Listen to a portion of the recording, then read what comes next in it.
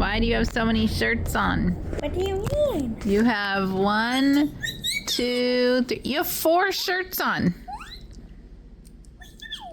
Why do you have so many shirts on? How was your I haven't finished it yet. Is it good? Look how much. Why do you have a bunch of now. How many socks do you have on? I have one. You have more than one sock on. One. You're gonna have to start doing your own laundry there, sir. Let's see. You have 1. You have like 3, at least 3 pairs of socks on. 1, 2, 3, 4. Why do you have 4 pairs of socks on? I have 1, 2, 3. You have 4 shirts on. Did you? Oh, what did you? I don't even remember. I have 4 shirts on and 4 and 8 socks. You have 4 socks. No, thank 8 you. socks. 4. 8. Oh, 4 on each side. You have 4 pairs of socks. Hey, no. Put my apple back. Thank you. Be nice. Okay. All right. That's enough. Okay. Is what it was. So, and he hates They have something called this essential tremor or something. essential tremors. That's what the doctor thought my dad had. Yeah. So, but my friend paints, so kind of hinders him sometimes. So where are you now, in Arizona or Virginia? No, I'm back in Virginia. Hard to keep Portsmouth. track of you. Hmm? Hard to keep track of you. I know. I thought you were going to build something in Arizona. I did too. I mean, I have a house still. It's 99 years old. It's a little cottage in a historic part of Portsmouth, and I rented it out to a guy in the Coast Guard and his fiance. They trashed it, so I've got it all fixed up now. So I'm just gonna live there and gonna take full retirement at 62 in 2 more years, and then I'm gonna keep working. As long as I make no more than $28,000 a year, I can keep working. And then I found out that I'll get, I guess they call it quality of life adjustment. So every year if it increases, I get the increase as long as I keep working. So So what's the status of the house? it's fine now. Ron's house. Oh, I had to sell it. I talked to Ken about seeing if he wanted to take over the house, but his wife didn't want to leave the area. She's from Virginia Beach too, so she didn't want to leave Georgia. Yeah. So we talked it over and decided, the reverse mortgage company was pretty bad. They were calling me and harassing me, trying to get me to surrender the house all the time. And I said, look, I've already hired a lawyer. And they were like, oh, okay. And then got them to shut right up. So I had a friend who's a real estate agent, and I called her. And I was like, Natalie, I've got a thing here, throw you some business. My dad passed away, and I need to sell his house and find out if I can find someone to help me do an estate sale with stuff in there, that we're not going to keep. And I donated, he had bags of brand new underwear and t-shirts, and the pantry was jam-packed full of food and paper towels and wallpaper. So I took all that up to the church and donated it to them. And then some of the fresh food I gave to the neighbors, if they wanted it, because he had a bunch of stuff in the freezer too. But she said, well, where's the house at? And I told her, and she said, you're not going to believe this. I have some clients right now that are looking for a house in the exact same spot where your dad's house is. She said, what do you want for it? I said, well, that's the thing. I said, I trust you. You can come over and look at it first, and I'll give you an idea what I want to try to sell it for. And so I got an appraisal from the city, which then I did some comparables in the neighborhood, and some of them were like $100,000 more, and some of them were $100,000 less. And so I drove by and looked at some of the houses, and some of them had a bigger lot or something. And we're a lot more fixed up. But I sold it, so we made close to 70 on it or something. He'd taken quite a bit of the reverse mortgage money and used it up, replacing carpet and doing things. And I was like, Dad, you're 85 years old at the time. I said, don't spend any more money on the house, And he said, well, your mom always wanted new carpet, so if it made him happy, I just did it. Let him do whatever he wanted, So. I remember you buying another vacuum cleaner. Yeah, he bought a brand new vacuum. It was only 6 months old. Yeah. And Power, so you didn't have to push it around. yeah, he was like on clockwork. My mom had him programmed where every Wednesday he'd sit there and literally watch his watch and tick down to 9:30, and he'd get up and he'd move all the chairs out of the way, vacuum everything in the house, even places where he hadn't even stepped foot in like a year, still vacuum the whole house and put everything back where it was supposed to be. And then he'd sit there and he'd have his lunch, and then he would be like, oh, gotta do laundry. So he was on a routine. So that made me know that, his brain was still working really well and stuff like that too. Yeah. So, but. Well, it makes the day go a little faster. Yeah. So I stayed with him for a little over a year, all through the pandemic and all that. And I was still working at this one restaurant, and then they closed down when they didn't allow people to come inside. So we tried to the owner wanted to shut the place down. And I said, look, I talked it over with the manager. We're both on a salary. You can cut our salaries if you want. And I said, let me use up all the food and let him bartend, and because they changed the law where we can make drinks to go for people if they wanted it too. So I said, let us try to sell whatever we can, and we keep some money coming in. We're not going to have a huge salary between us. And so I did it for about a month, and I ended up having to spend about $100 a week on some fresh produce and stuff like that. But I used up everything in all the refrigerators and the freezer and everything. Got rid of it. And then some of these people that would come pick up the food were regulars, and we did like small plates. So it took a lot of stuff to put together for when I got a big order. And then the bartender or the manager would come back and help me if he needed to, like bag it all up and whatnot. And the people would come in and say, here's a big tip for you guys, get yourself a beer or something, Like, we're fine, we have plenty of beer here. We don't have to pay for it. Just trying to get rid of it. Yeah. So I'm still cooking. I had my own restaurant a couple of times, and it's too much work. Everybody now is just, I don't know what's wrong with everybody. Can't find good help, and when you do, they all steal from you and then call out sick all the time. And so where I'm working now, they fired the chef and his assistant, and then I found out their salaries were like twice what he'd ever paid me over the years to run his kitchens. So they offered the job to me, and I said, if we weren't open for lunch, I would do it. If we were only open for dinner service, because we're closed on Monday, so I'm guaranteed at least one full day off. And I said, but the job that I'm doing now, I'm like the linchpin. So if you take me out of that, it's going to be hard to find somebody else to pick up that spot. So I mulled it over, and he said, we're not closing for lunch, so I turned it down. And then 3 weeks later, he closes for lunch and hires a new guy and puts him in charge. And he's one of those guys who wants to just make pretty food and take pictures of it and put it on the internet to show off, and he doesn't know how to really manage people and run a kitchen, and so no one respects him. And a few people have quit already because they don't like him. And so how did you end up? You went back and forth several times. Yeah. And how did you get back to Virginia again? So what I did, in order to afford anything, because where I was living, I was close to Sedona, so anything for sale. Beautiful country. Yeah, anything for sale was like, I couldn't afford it and wouldn't qualify for a loan, and I don't want another mortgage. And Yeah, but you had that piece of property up on the mountain. what I did is I lived in a age-restricted mobile home park, so they would charge me $472 for the land lease. I rented my house out in Virginia and made $455 off of it, so I only had to work like 3 days a week in a restaurant so I could ride my mountain bike, go hiking, do whatever I wanted to do, and just... So you were living in a trailer. Yeah, it was like they don't call them trailers anymore.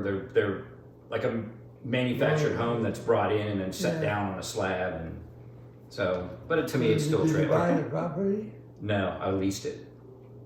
So, and that included trash removal. I still had to pay for water, but they paid for the sewage, and then they had like a clubhouse. I could go up there or whatever, and it was. Okay. I was the youngest person in the park, so. Were you working at the same time? Yeah.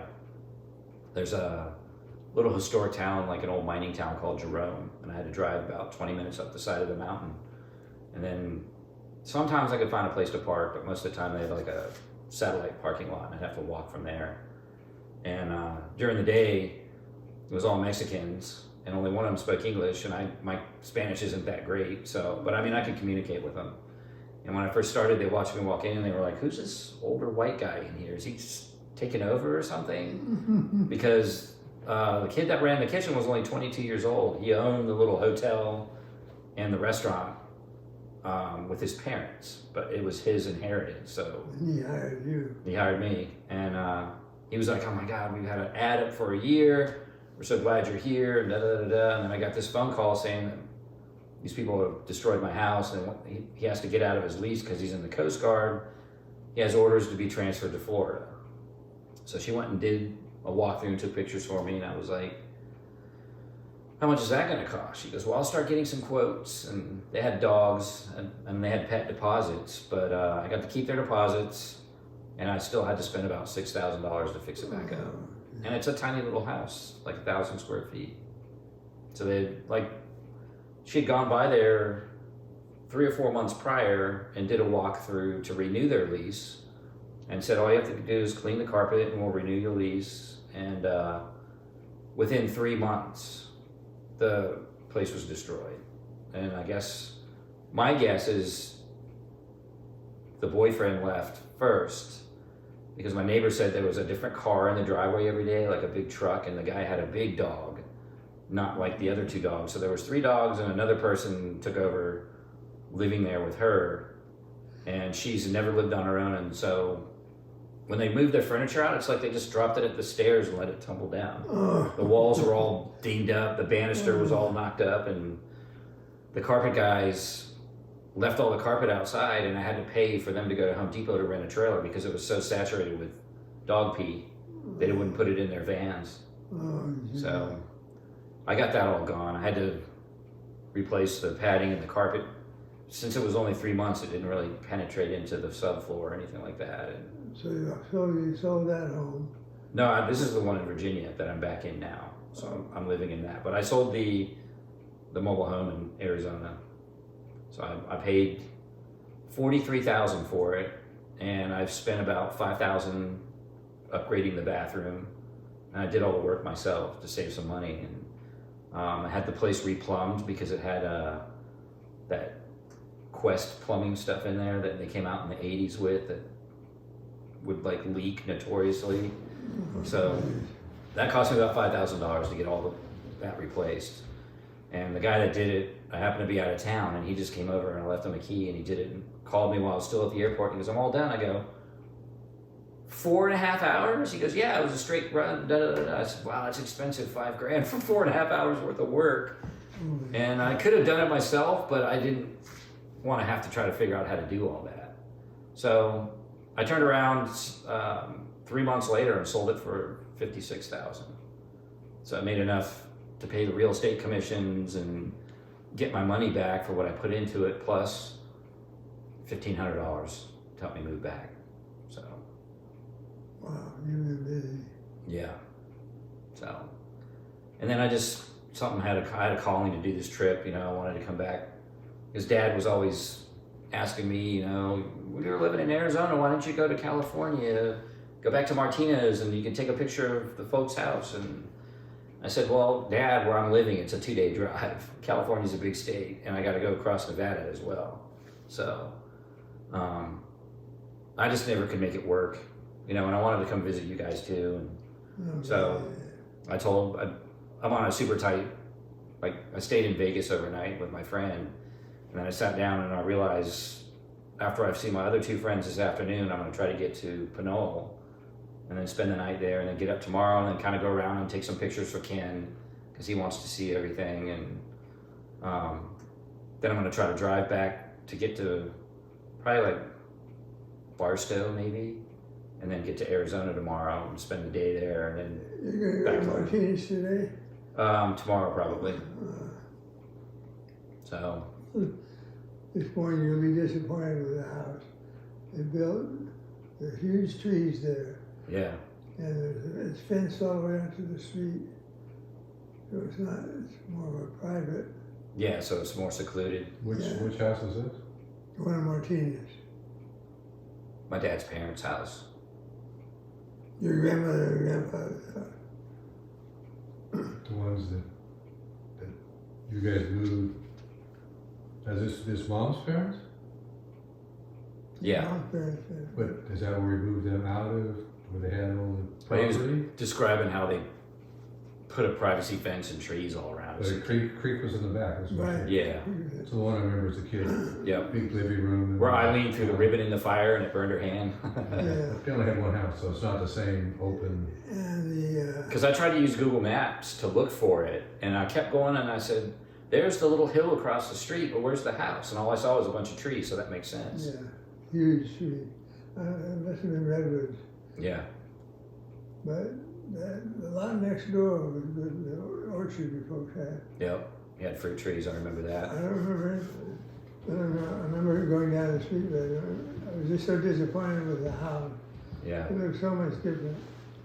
I know the house that I grew up in as a kid in Pinole, I think they cut down all the big trees. We had birch trees in the front yard and a bunch of big pine trees in the back.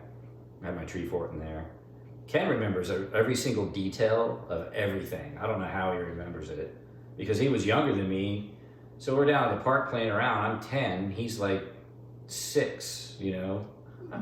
And he remembers everything, like every detail. Yeah. He said, remember that time we saw that guy laying on the ground and we thought he was dead and he was moaning, and you said, don't look at him, keep walking. And I was like, then it dawned on me, I said, I remember that. But how did you just pop that out of your head all of a sudden? It's so weird.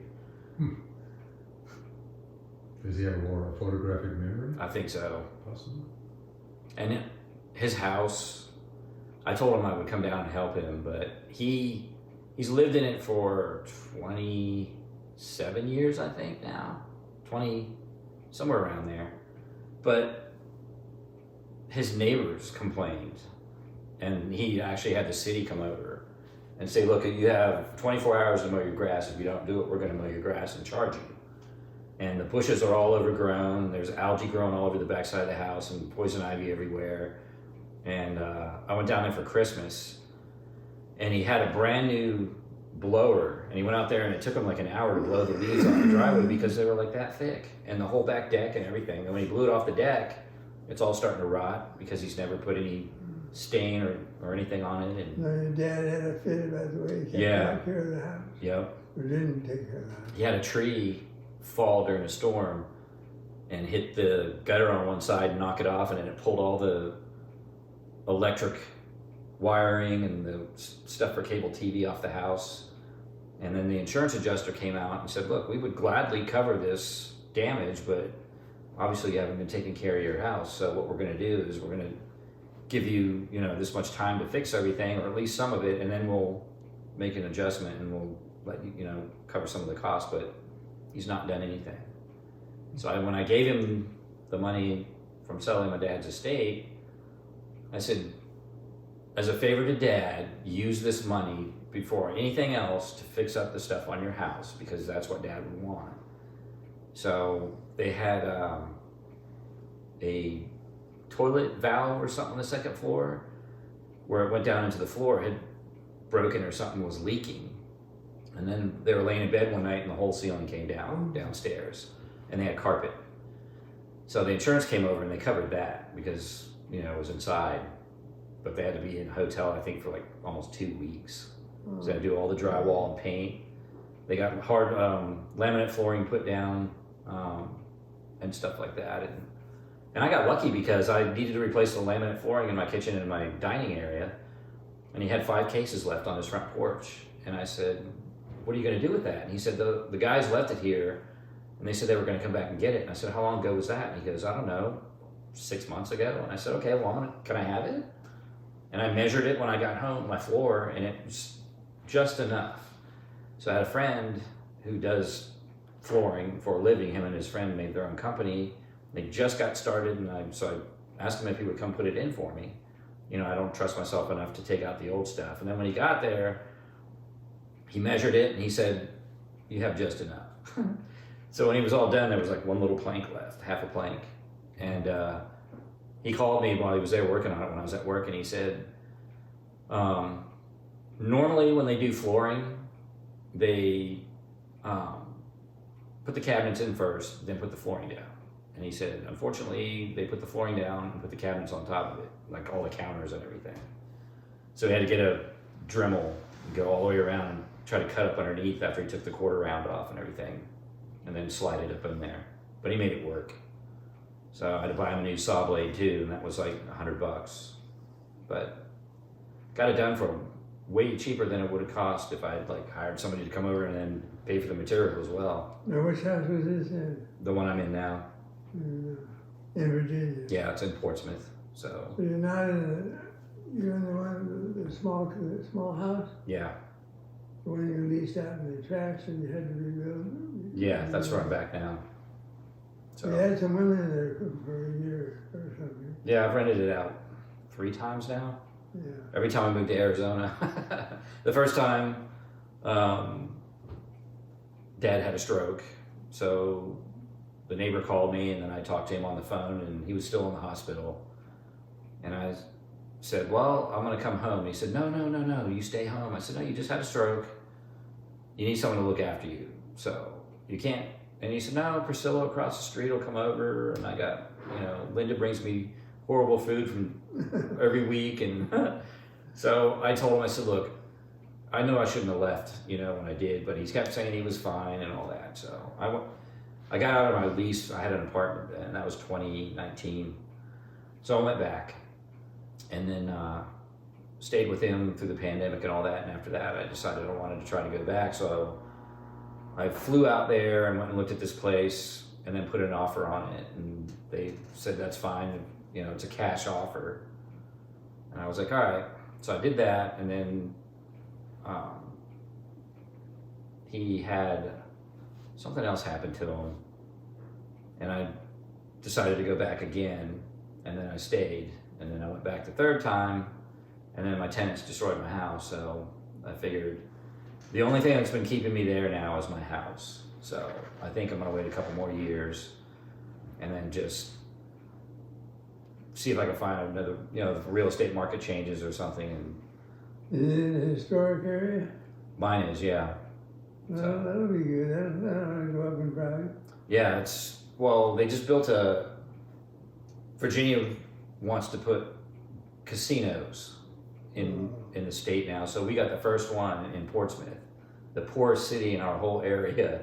They put a casino in there, and it's already generated like $56 million in tax dollars the first year, and they're projected to do 3 times that this year. And I don't have any problem with the city. I had like guy came and picked up my trash can, and he started driving away before he sat it down and let go of it, and it broke the wheels off. So I called, and within like 3 hours, the guy was out there with a brand new trash can for me. And they sent me a note to say thank you for being a paying on time customer, and sorry for your inconvenience and all that. And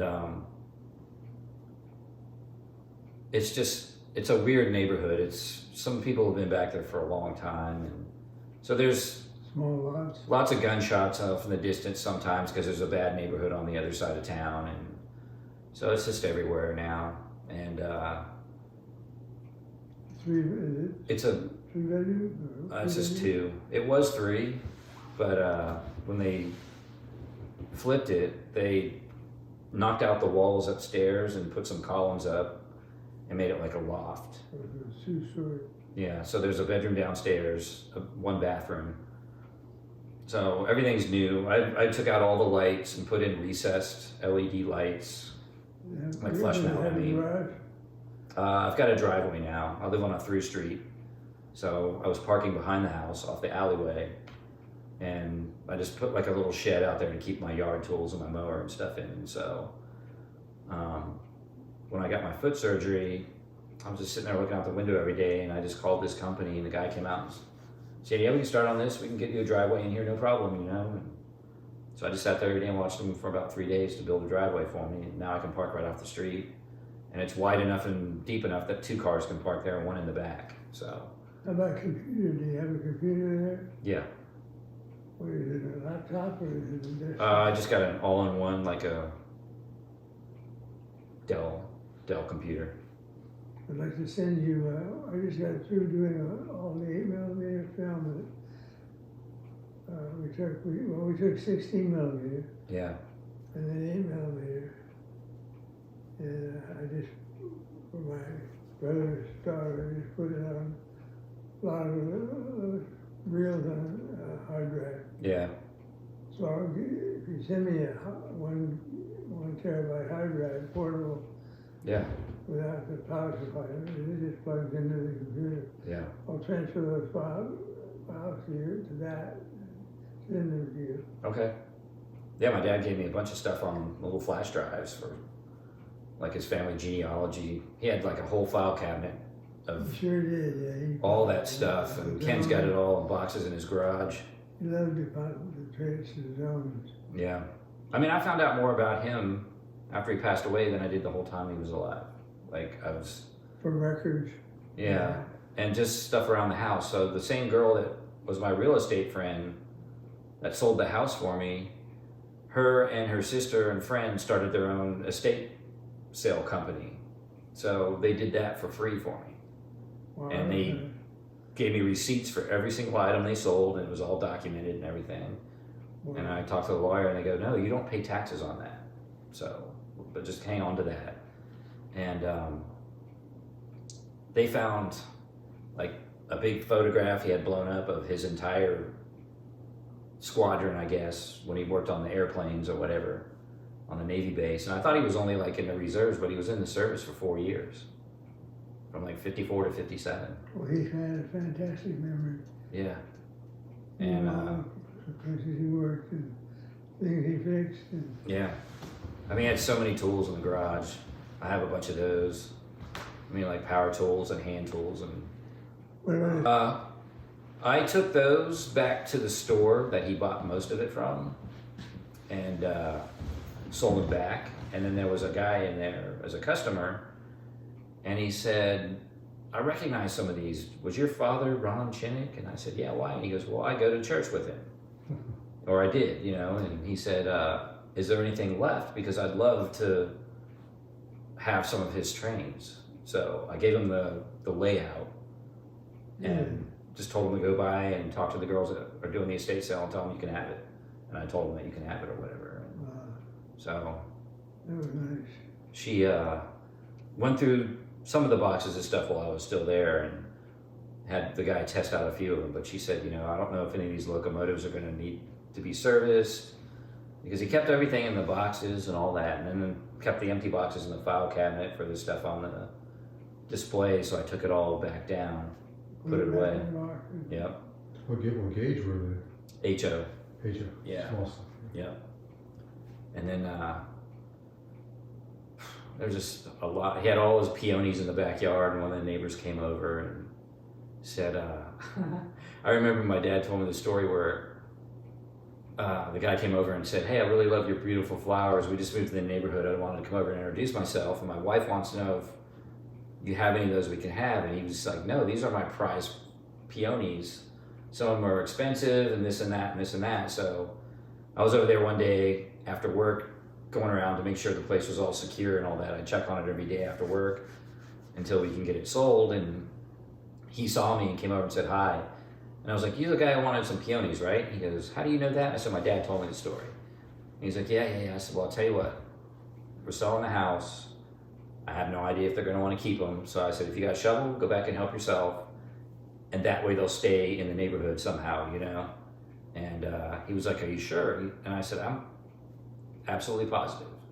I said, they're not growing very big right now because, you know, it's not quite spring yet, but help yourself, you know? So next time I went over there and saw him, he said he dug up 3 plants. He wasn't going to be greedy and, you know, take all of them or anything like that. So I drove by the house a couple of weeks ago while I was at Virginia Beach, and they, when they bought it, they said they didn't have a lot of money, you know, so don't try to, you know, take advantage of us or whatever. So I gave them a fair deal. But now they redid the screen porch out back. They put solar panels on the roof. The backyard's all been landscaped again, so they had some money. And I looked up their name on the internet, and then I looked on Google Maps where their house was they sold, and it was in a nice place kind of like this, and it was a big 3-story house with 2-car garage on it. And then I looked at what they sold it for on the internet, and I said they had plenty of money left over. So. I understand that. What's interesting, you made the one comment after the question you asked was, out here, everybody has a garage. Yeah. And I've only lived here. So Jackie doesn't have a garage in Georgia. You commented not. So I for me, can't even imagine having a house without a garage. Without a garage. Oh, I'd love to have one. For not just for junk, but just for your car. Yeah. You know, so it's interesting. It'd be interesting with history why on the West Coast pretty much everything's got garages. And it didn't start at these. Maybe it was just cost, because there's property space. It's not like there isn't space, so maybe people couldn't afford it.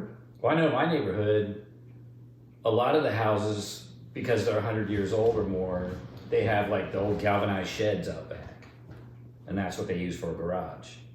And down the alleyway from mine, every single house other than mine has got a big galvanized shed behind it.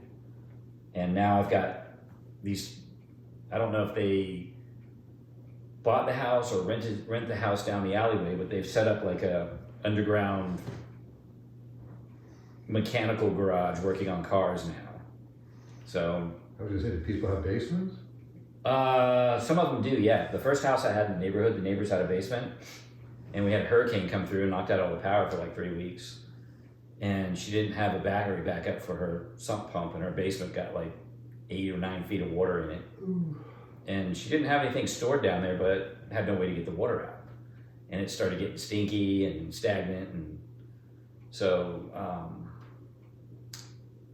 I forget who she got a hold of. Some company, like one of those septic companies, and they came out and they pumped out all the water for her. Cost her about $4,000, I think she said. And I was like, you could have got a bunch of kids in the neighborhood and got some buckets, and it'd take a couple weeks to do that, but she had to replace a bunch of stuff down there, like support beams and the drywall and all that stuff too got destroyed. So you put a lot of miles on. You're putting a lot of miles. Yeah, it's I left, it was 12,901 on my car, and I just looked at it and it's 15, almost 16,000 now. So it's 3,000 miles already. Well, that's about what it is. Yeah. Each way is about 3,000 miles. I mean, it drove nice and smooth, knock on wood, no problems. He's got a Subaru too. Yeah, I brought my mountain bike, and now my other hip has been bothering me. It woke me up again this morning. It was because I was laying on this side, but it's different than the one that I had replaced, because normally the pain's in your groin, and this is on the side, right on top of the bone. So I'm thinking it could be like bursitis or something. Or I have bone spurs in there now too, so it could be something got caught or just twisted it the wrong way. But then it's supposed to possibly snow where I'm going to be in Arizona, so I probably won't get to ride. And then I was going to try to find a place in Tucson to ride when I stopped to see my friend there. But then I started realizing just getting stopped on the interstate for 30 minutes behind an accident takes off like 3 hours of driving time. It's crazy. What do you say? That getting old is not for the wuss? Yeah, not for the weak, not for the sissy. Not for the weak. How did you find this place?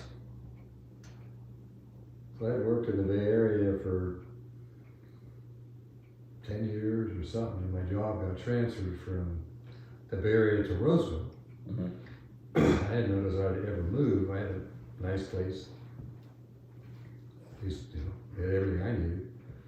And I managed a group, and I said, well, as a manager, I'm supposed to lead by example because the whole group was given the opportunity. So I said, oh, I guess I gotta go up to look, so at least I can have a clear conscience when I don't move. Yeah. So we came up to look and found a real estate agent that brought us up here and didn't see anything because I heard from a friend. I mean, we had water skied our whole life, so well, could I have a house on the lake? That would be heaven. And we got a different agent the next day for somebody that used to work for the new up here, and walked into this house, and it was when we bought it. When we looked at it, it had a 20 by 20 garage with a big steep driveway, which, and so people weren't offering themselves one at the time. I think it was the most highest priced home that was for sale. So when you come out of the Bay Area, relatives quite different, right? Yeah. And too many stairs, the house was real big, blah blah. So it hadn't sold. So my dad made the comment. I guess it must have been after I bought it, which maybe I could have backed out of it. He said, well, why don't you build a double stack garage, which then would allow us to attach. The way it was laid out was just perfect. We could go. So it'd be a straight drive right into the garage. Yeah. And then we could put the stairs in the whole bit. So, and then I got that approved. That was the last thing that happened before we bought it because I had to have EZC approval for it. Now you can't for code have a 2-level garage. At the top's a garage and the bottom the shop and training room and everything else. But that has made the whole thing. Now I had before, now with him in the house, I'm putting stair lifts in. I got 2 and 3 and I got 1 more to go. So I've tried to make the house flat. Yeah.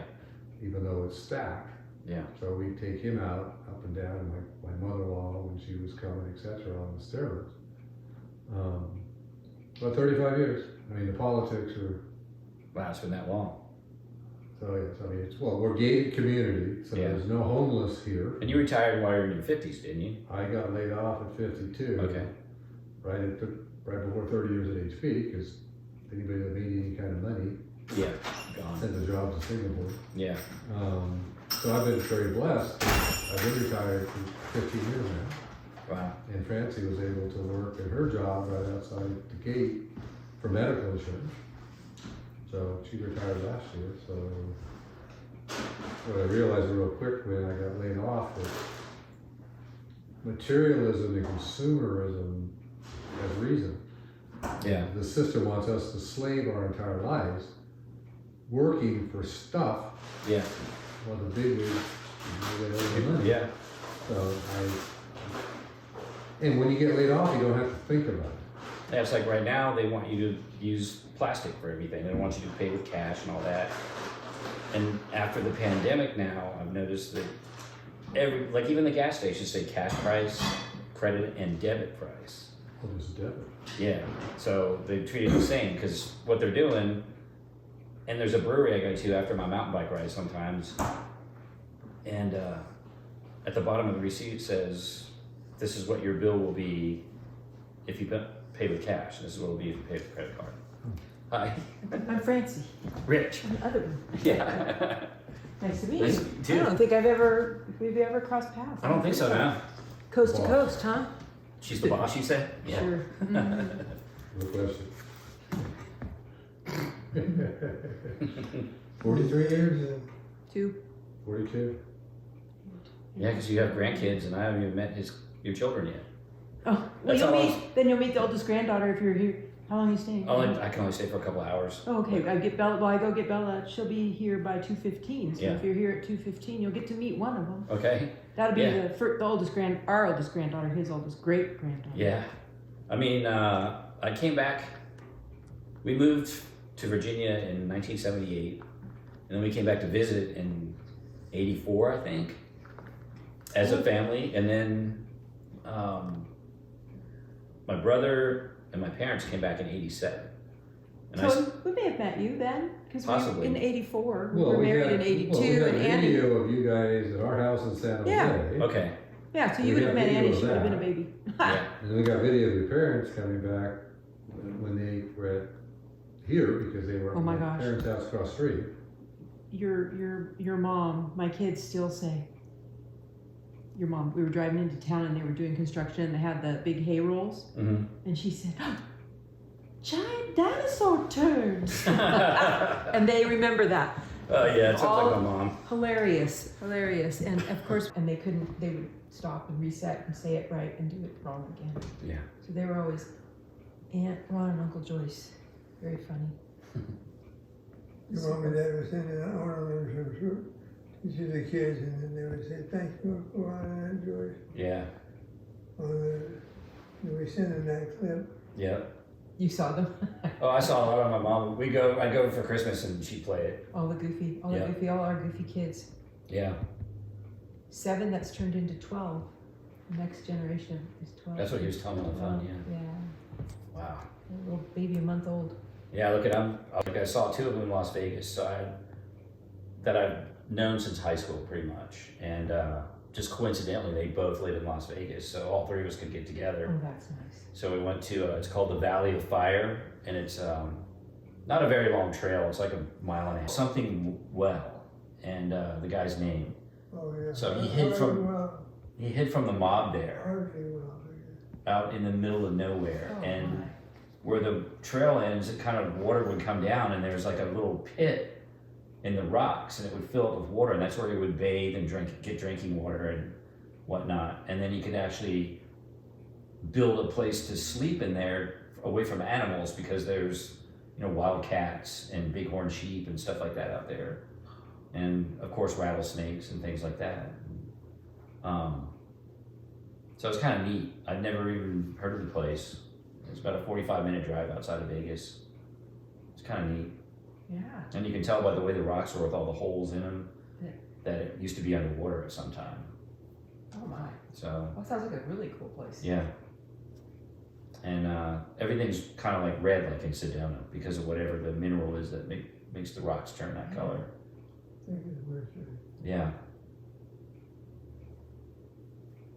What a fun experience. How did you find that? Committed one time because he was walking around naked with a cup full of urine, asking people if they wanted to drink out of the Holy Grail. It was, so he got, because they didn't know who he was, because he had clothes on, they couldn't identify him. And after a while, they can't hold him any longer, so he could just sign himself out. And he signed his own name, and then that's when they found out who he was and could identify him and all that. He actually knew His name and everything, so wow. they sent him somebody to get diagnosed and gave him some medication. So he's got good insurance and good doctors now, so. Good. And he's been fortunate enough, he's big into music and art, so he got in with that community. So he knows a lot. He's getting ready to go out to Joshua Tree to a music studio with some big name musicians will be there too. And he just goes out there and cooks food for him, and then they'll let him jam with them and stuff like that too. And he gets in because one of his friends is in one of the bands that are going to be there.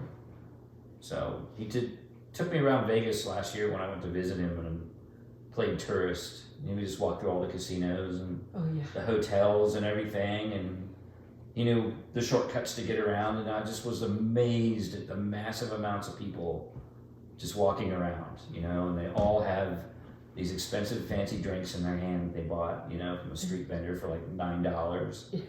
And they always say they don't have change, they just said, give them $10. And it's just like a soda or something in this crazy looking plastic cup. And they've just got boxes of them just stacked there to sell. It just goes like crazy, like New York City. Yeah. T-shirts. And then you've got random homeless people just sleeping on the sidewalks, and they're all stepping over them. And there's guys pulling wagons trying to sell, Budweisers out of the back of a wagon. And it's nuts. Wow. And there's, on his side of town, because something happened recently in LA and Hollywood, because I think the Olympics are coming there or something. Oh, yes. Mm-hmm. So they're cleaning up all this because they don't want that image. So he said he doesn't know what happened, but all these homeless people have just turned up in Las Vegas all of a sudden. And they're on his side of town. And there's just like the pictures you see in California, they're just rows of tent cities and stuff. They're starting to put up. And so I had to leave his place to get to the interstate, and I had to stop for gas. I stopped at a bigger looking gas station instead of the shady ones where they're all camped out, and Everybody was fine. I held the door for people when they came in. They said thank you, you know, and they're in there just doing their withdrawal thing, trying to figure out what they want to get, and just act like you're not intimidated by them and you're fine. But Right. you know, some other people would just get totally freaked out by it. I said, you just have to be humble, man. Those people are struggling, and you know, be nice to them. I mean, not all of them are bad. Right. It's true. So They're not. I stayed in Modesto last night before I came here today, and my friend that I'm going to go see in Solano, I think is where he stays, and he's moving to Vallejo Okay, yeah, that's pretty close. today, so Oh. it's about an hour and a half to get there, I think. Yeah. And he said that, where's your car? Do you have anything in your car? And I said, yeah, I have a $7,000 mountain bike in the back under a towel. And he said, what else? And I said, a whole bunch of beer I bought on the way, and a suitcase behind the seat with some extra clothes in it. He said, don't leave anything in your car overnight there. And so I parked right outside the window where my room was, and it's all well lit, and they've got security cameras everywhere. And there was a Jack in the Box across the street, so I walked over there last night to get a hamburger, and now I saw one or two people, so I felt safe enough. Safe, yeah. And the girls at the front desk, I joked with them and talked to them for a while, and they said everything should be fine, you know. Oh, good. And then, of course, they had a security guy there, and he was at the front desk all night long, like 3 in the morning, just chatting up everybody, keeping me awake, because my room was right around the corner from there. We knew people were there. Yeah. The right people were there. Yep. So I have to go see him today, and then I've got a friend in Concord I want to go see. And then I'll probably stay somewhere around there overnight, and then get up tomorrow and go to Martinez and Pinole and Hercules just to see how things have changed, and then, you know, about noon, turn around and go back to Arizona to visit some friends there, and then back across country after work next Friday. So So what are you doing for work? I'm still cooking. I was going to say I'm not the chef. the chef. I'm the main prep guy, so I do. But they've taken advantage of me, so they'll have me change the big fryers, so they don't have to do it. They're spoiled. I've worked for this company off and on since '98, and just these guys are getting paid twice what I ever got paid, and they're working half the hours and don't have to do all the grunt work that I used So to where do do. you live? Portsmouth, Virginia, so it's right near Norfolk. There's some Just through a Virginia. tunnel. So I make desserts, you know, and Oh. things like that. And I'll go in, and my prep list is like gigantic, you know, and even little things like chop some parsley for garnish. I said, what do you guys do when you get here? You can do something, you know, and then I'm hidden in there, all that stuff. It'll say new dessert, but must be chocolate. And I'll just look around. I was like, all right, it's a good thing I have some kind of experience. I'll just wave my magic wand and pull something out of the hat, you know? So I've come up with something every time. We did a wine dinner on Valentine's Day, or a set menu or something. And I went in, and the new chef we have, he's like, I need some chocolate torts. You're the dessert guy. Can you make a chocolate tort? I said, well, we only have 2 little cake rounds to make torts in. How many people are going to be here? He goes, well, we need at least, I don't know, 80 orders. And I said, all right, well, I guess I better get cracking. And so the owner's wife was like, oh, I have some of those at home, I'll bring them in. And they just never got them for me. So I made 2 torts or 2 cakes every day for 3 days in a row. Oh. And they didn't even finish serving one whole one because nobody came in for the dinner. And I told him, I said, I've worked for this company since 1998. I said, on Valentine's Day, we don't do the kind of stuff that the people go out on Valentine's Day. They want to go out and sit down and get a nice, expensive dinner, you know, splurge. Here, we just do small plates and share stuff, and we can make great specials and stuff, but they're going to want to go sit down and, like, do the whole dining thing. If they're going to spend the money, they're going to go someplace Yeah. fancy. Yep. And that's why I never went out of my way to do anything crazy, you know, on Valentine's Day. I'd do some, like, chocolate covered dipped strawberries or something, give them to them with their check, you know, on the house or something, you know. That's your Valentine's Day.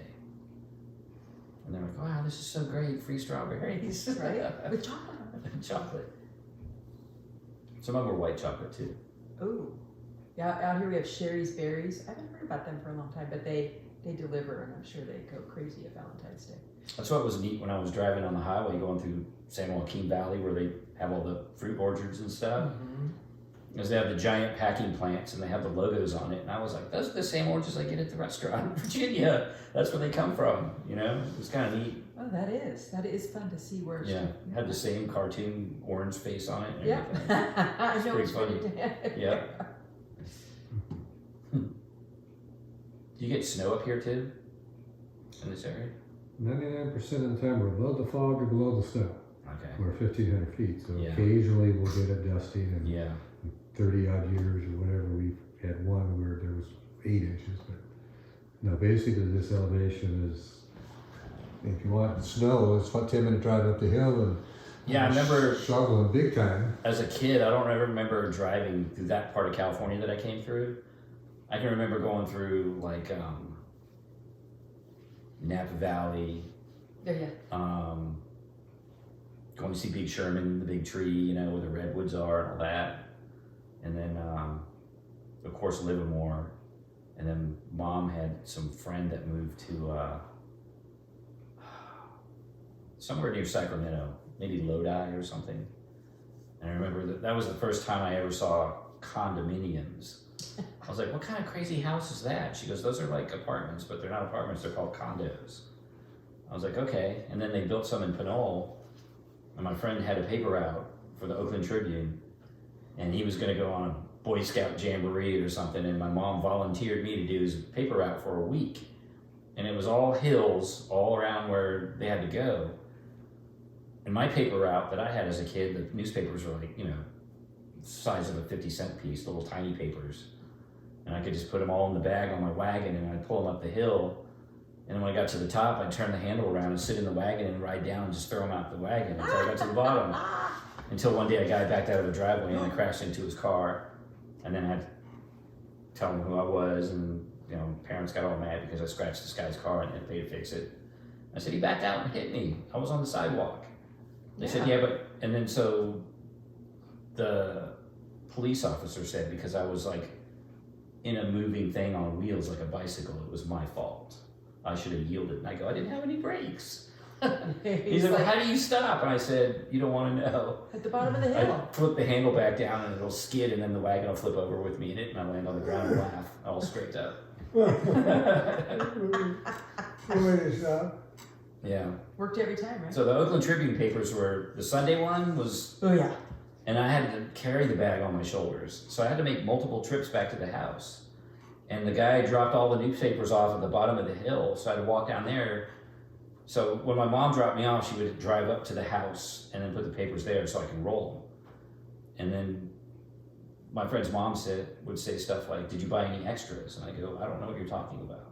I was totally unfamiliar with this kind of newspaper thing. And so I had to go up to where all these condos were, and I get back to the house, and my mom's sitting in the kitchen drinking coffee with my friend's mom.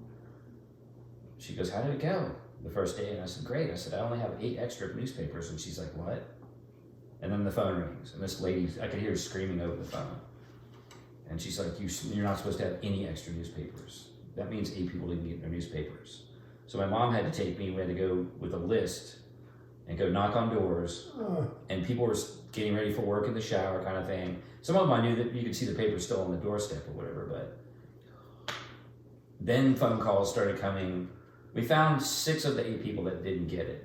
2 people never called to complain or whatever, but then we got phone calls saying the newspaper wasn't on the porch where it was supposed to be. It was over on this side of the porch. I said, well, I'm filling in for my friend. I don't know where he puts your newspaper on the porch every day. I said, I was told to put it up on the door stoop by the front door no matter where it was. You know, and there was a few of them, there was a gate in front of a house, and they'd had dogs in the backyard barking and all that, and I didn't want to go in there. So I just leave it by the gate, and then I'd get the phone call saying you were supposed to put it on the porch. And I'm just like, ah! I started crying. Yeah, I'd have cried. I was like 12 years old. I was like, no, I don't want to do this, Mom. I don't want to do it. So she got the truck from my dad, and we literally drove. I'd get out of the truck and go up to all the condos, and she'd check off every one of them. She's like, I can't believe I'm having to help you do this paper out. You can't even figure it out yourself. I was like, it's too much. Yeah. And then I had to go collect from these people. Would they collect once a week? Or something like that, It yeah. must have been. Or it was the end of the month or whatever. whatever and the collection- that was the week I did it, so Ah, people would come up with any excuse not to give me like $3.25 or whatever it was. And then some of them would have $100 bill and I'm like, I don't have change. And Some of them just don't answer the door. yeah, they didn't answer the door either, some people. That happened to me. Yeah, I had a book of clip, Yeah, and you throw one of those up when they paid you, gave it to them. yep. Like a little receipt stub. Yeah, it was real small, like a stamp. Yeah. Yeah, he had something similar to that too, I think. I remember that.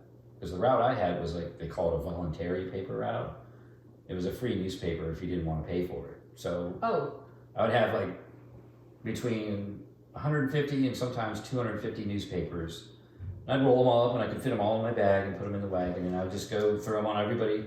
I could stand and just throw it up in their driveway, you know, because it was free. And then once a month I'd go around and I'd knock on doors and I have to tell my little speech and say, my name is Rich and I'm your Pinole Progress paper boy. It's a voluntary paper route. You don't have to pay for it. And if you don't want it, you can tell me and I'll delete you from the list. If you don't want the newspaper, blah, blah, blah, blah, blah. When they go, how much is it? I said, 50 cents. And then some of them would be like, bless your heart, here's $1, keep the change. So I'd have to go back to this place that we worked out of and we'd have to go and give the guys all our money that we got. And then they would count it all out and take what was supposed to be. And then they, at the end of the following day, we'd go in there and they'd give us our cut, our tip. And so I was a naive kid and, you know, I was like, man, that's a lot of work for $13, you know. I said, I know when I went collecting today, I had like $40, so where's the rest of it? So one of the kids finally asked the owners, the managers, and they said, well, that we have to take a percentage out, and made all these excuses. What they were doing is they were skimming off and keeping our money. And some of the kids' parents finally were going up there and confronting these people. And they got the law involved, and they just disappeared. The building they worked at, it was like a little strip mall. It was empty. They just packed up in the middle of the night, left all their little knockdown tables there. and went off to the next town. Yeah, Started probably. newspaper. And we never got our tips for that week either, so got stiffed. So somebody else took it over, and then I did it for another couple of months, and then they just canceled it. They stopped making the paper or something like that. But it was fun. I got to witness crazy things when I was a kid. There was a domestic incident, like spouse was fighting or something, and I guess the husband was beating up the wife. And somebody called the police, and I go to deliver the newspapers, and I walked right through the middle of all the crime tape and everything. Went up on the second floor, and the guy apparently was holed up in there, holding his kids hostage, and he had a shotgun. Oh. And I went up there, and the guy comes out, and he's like, what are you doing here? I go, here's your newspaper. And he just grabbed it through the room, and I just kept walking down the thing, and then one of the cops was like, kid, what are you doing? Get down here. That guy's got a gun. I said, yeah, I know, I saw it. He had it in his hand, but he got his newspaper. Do you think I'll get a tip from him next week? Yeah. Yeah, my mom wasn't. She kept telling my dad all the time, dear, we gotta move away from here. This place is terrible. We need to move away. Wow. But I think down at the bay, where we used to go play all the time in the mud and take the dogs down there, is a dog park and like hiking trails now. Isn't that So funny? it's all, and then I looked on Google Maps yesterday, and where the baseball park is, that was on the other side of the railroad trestle, there used to be like a road that went into the park. Now it's all blocked off, but the original water fountain that was out there is still sitting out there. It was crazy. And it was already, I don't know, 50 years old when we lived there in the 70s. So it's gonna be a 100-year-old water fountain. I don't think I'm gonna drink out of it. Take a picture. I learned a lot of street stuff, like we'd walk home from school and the little hamburger place joint, it was called Blackie's, and there was a house attached to the same building, and this Mexican gang kid lived in there, and his younger brother was a friend of mine. I walked to school with him. And I went over there one day and I stepped up on the porch and I guess they were dealing drugs or something. And his brother, I didn't know what they were doing. And his brother just pushed me off the porch onto the concrete and I smacked my head. And then he came down there and grabbed me and my friend came out and made him stop. And he said, from now on, you're not allowed to come over here anymore. And when you do, you can't walk on this side of the street. You go across that side of the street and then you go up a block and you come back over. So on the way home from school, I started walking across the street and I would stop and drink out of the water fountain because it was kind of a long walk. It was warm out. And one of the guys jumps off the porch and runs over there and yanks me out of the water fountain and says, you're not allowed to drink out of this water fountain. It's not for you or something. And I couldn't figure out what was going on. And then I saw my friend at school and he told me what it was, is if you wanted to buy drugs from anybody that was hanging out on the porch, you walked over and you drink out of the water fountain. And then they would come across the street and you'd walk around the corner and then they would do their transactions. So when I would walk over there on the way home from school to drink out of the water fountain, you know, I wasn't supposed to be doing that. Wow. The things you learn. And all their friends would come over in their lowriders and they'd park along the street. And I had my little BMX bike and the little valve stems, I had like little plastic caps on it. And I noticed on some of their cars, they had these really nice ones that look like shape of a bullet or a skull and they're made out of chrome. Expensive. And so one day I thought it was smart to lay on the ground and crawl along the sidewalk where they couldn't see me on the other side of the car and take all these borrow something. And I had a whole shoebox of them hidden up underneath the bed in my bedroom. My mom was in there vacuuming or the cat was in there and knocked them out. And I came home and the box is sitting on the kitchen table and she's like, you want to tell me what this is? And I go, it's a shoebox. Of course, got a smack on the cheek and was like, don't smart mouth me. Where did you get these? And I go, I don't know what you're talking about. I go, where'd you find the shoebox at? She goes, you know exactly what it is. And I said, I find those in the gutter walking home from school. And she goes, really? So you want to tell me why there's matching pairs of them that just happen to miraculously be the same ones? That's kind of weird to me. So she finally got it out of me and I fessed up. And she took me to the bad neighborhood and I had to go knock on all these doors and say, my name is Rich, I stole these off of cars in the neighborhood. Are any of these yours? I apologize. How many did you get to keep in the end? None. So, nuts. We went up to the gang house that I wasn't supposed to go over anymore. And he was standing there and he's got his arms folded and he had the total stereotype tattoos, the wife beater and all that stuff on. And he's like, you know you're not supposed to come over here, right? And I said, yeah. And he goes, now you took stuff off our cars. And my mom's standing there. She has no idea who these guys are, you know. And he said, well, Mom, what you gonna do to him? Oh, he's getting punished, trust me. And this is part of his punishment, is to come around and apologize. And if you need him to pull weeds or do some yard work, I'll make sure he comes over and does that too. And he's like, He goes, sounds like you're in some trouble.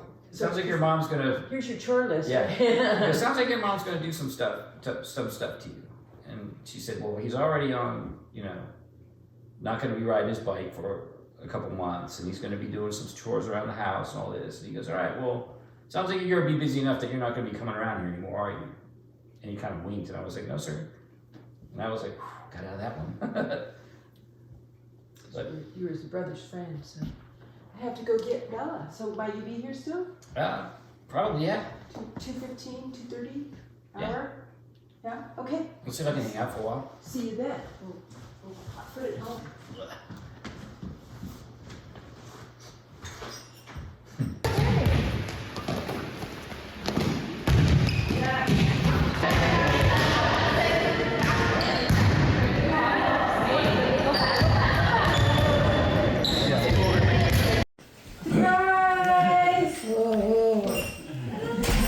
Happy early birthday!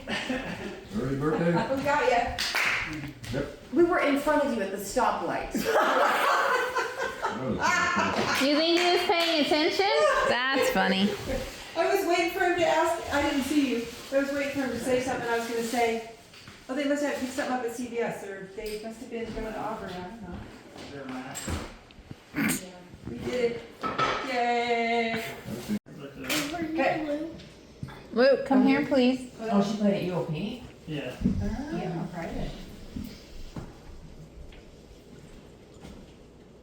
I'm ready when you are. Guys, I'm sorry. you can look up the Olympian in a moment. Happy birthday to you. Happy birthday to you. Happy birthday, dear Dad. Happy birthday to you. Segregate. You have to eat the chocolate. Don't spit on him. You didn't get it. Yay. Luke, where are you? Thank you. I don't see you. Stop it. Coffee time was over, I missed it. Surprise, I'm filming. Yeah.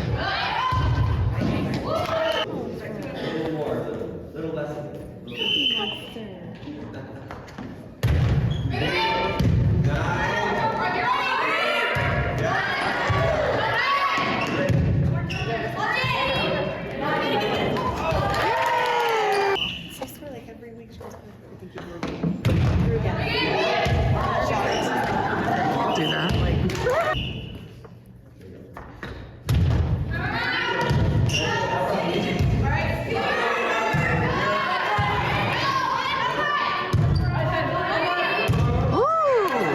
Yeah!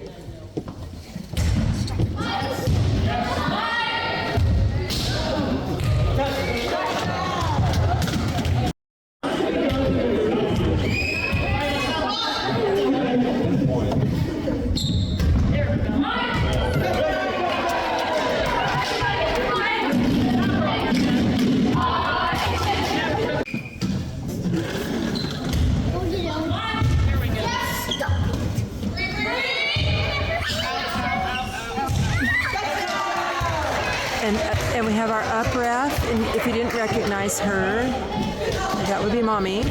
Mommy up ref. Sea surfing. Belly serving. Daddy line jet. Family affair.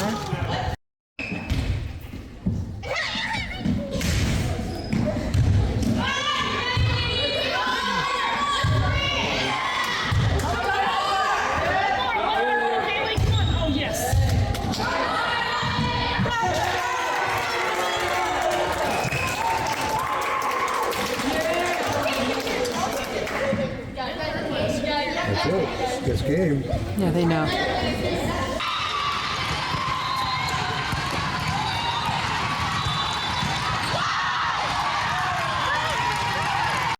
Who came to see you?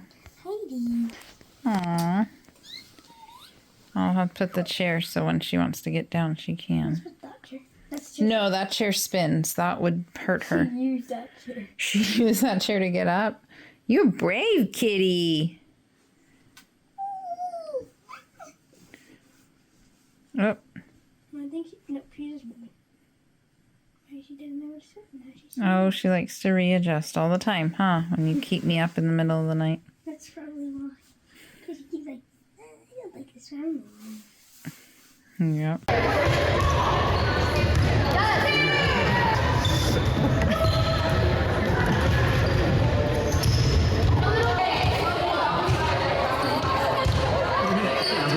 She doesn't have to move.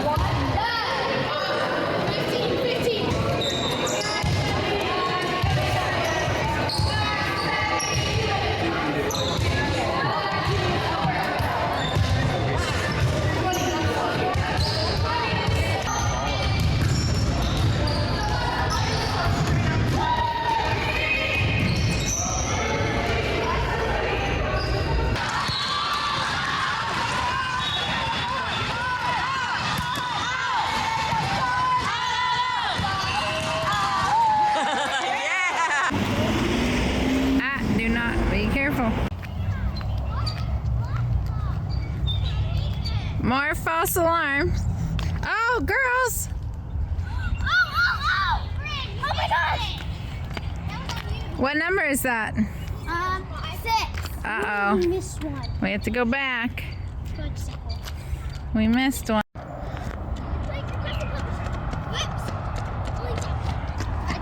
You see it? Look. Oh my gosh. Oh my gosh. Thank you. Watch out where you're going though. Don't fall. Watch out. That's a drop.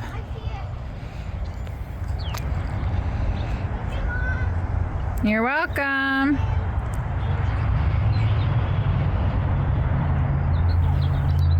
All right, let's go. What'd you find? That. Are you kidding me? It has to. It can't be that far because 8's over there and 10's right there. So it's in between, obviously.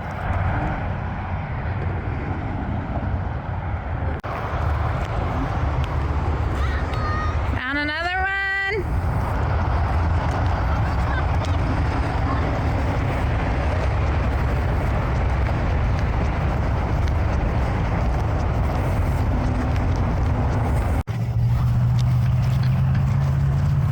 Girls, turn around. Look at me. Look at me. Smile. Cute. Did you girls accomplish it? All right, let's see.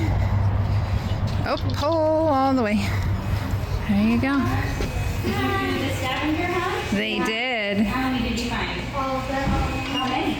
12. There's 14 total. But you have to find 12 to claim your prize. Oh, woo. Phew, girl, I'm about to have a heart attack. I was gonna die if there was 3 of them. All right. For you and one for Thank you. you. Good job, you guys. All right, did you girls have fun? Yes, thank you. You're welcome. You excited you won?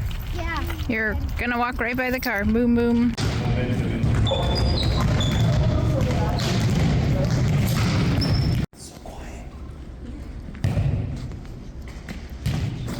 You can cheat up a little bit. Nice.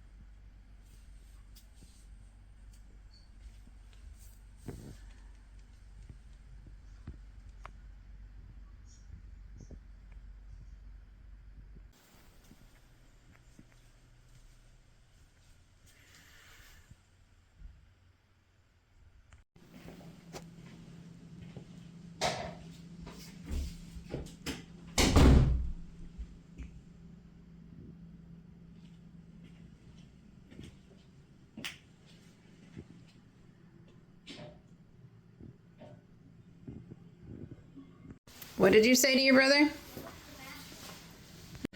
What did you find in the bathroom? Hey, we're leaving in like 3 minutes. I'm brushing my hair.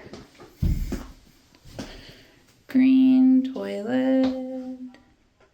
Did you look at what happened on your trap? Did anything happen? I have it, Mom. I'm trying to get ready. Mm-hmm.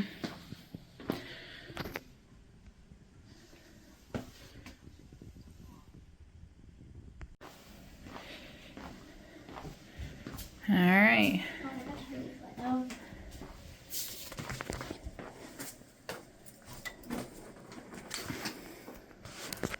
Did it make a mess? Not really. Maybe it knew you'd get in trouble if it was too big of a mess.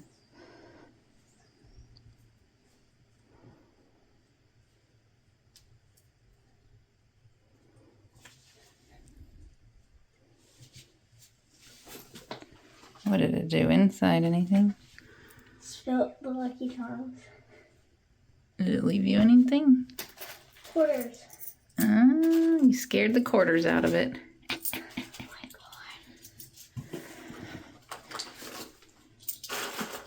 god. Not a ton of snow, but better than nothing.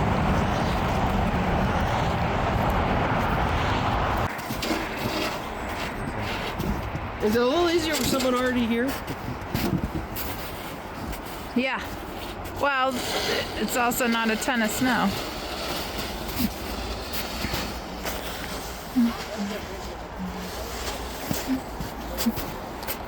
Woo!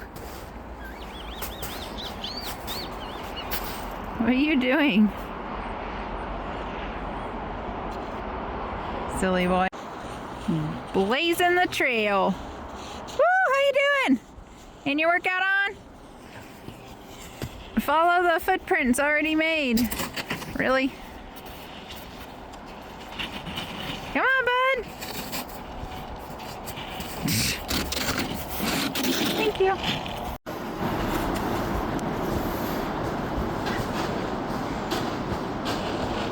You can go, bud.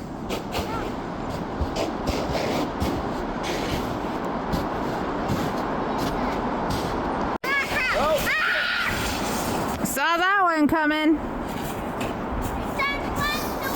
You gotta wait till she's out of the way, Luke. You're gonna slam right into her.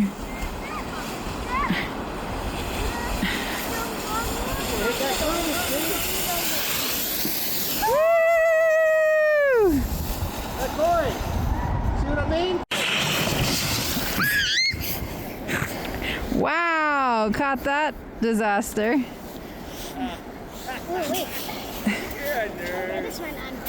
Hold my phone. Wow, you got it wet. Oh my gosh. Up. Go, Luke, go! Woo! Yeah! Are you eating snow? Not too deep. Is it good? Let me see you take a big bite. Come on. I want to see you go. Make sure it's clean snow. You don't eat no dirt.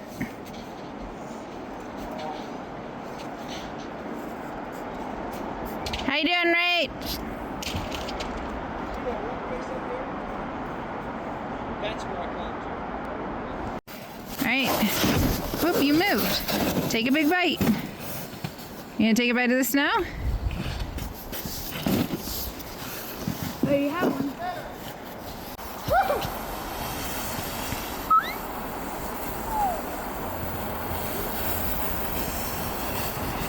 Yeah, my sled took me down that big bump. That hurt. All right, I'll be right back. I'm gonna get going. Early one, you gotta be careful.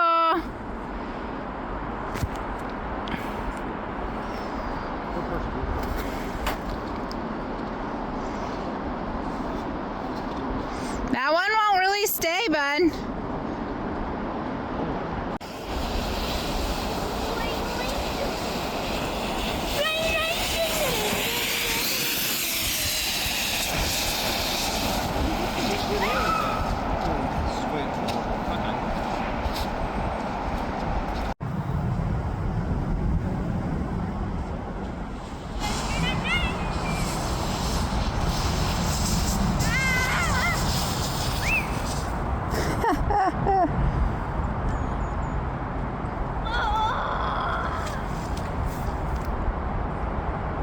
You all right?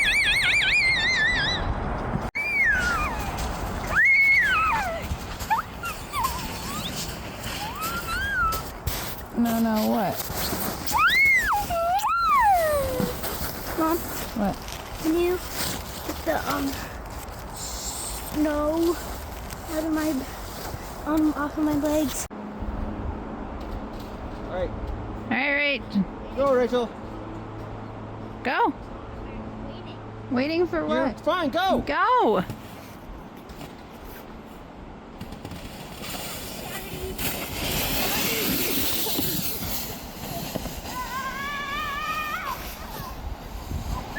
She's like way to the second test speed. She just snowed out, Corey. Go, Lukey, go! Woo! Oh, that actually would have been good. Like from down here. No, with the sun. He's going backwards. He's like Joel.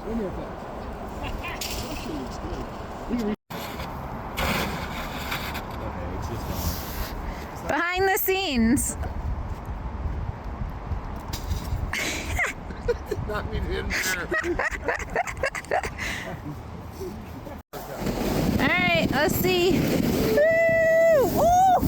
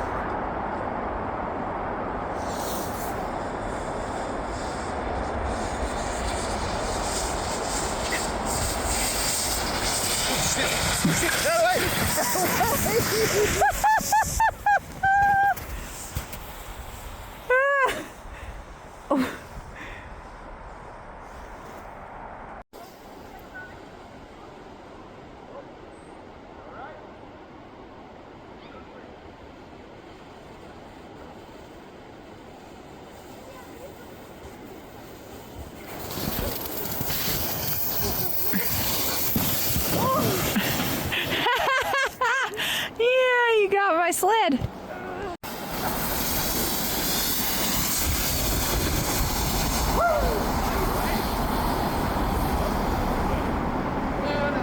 Nice job. Watch out, they're gonna take you out. I'm in the walking path.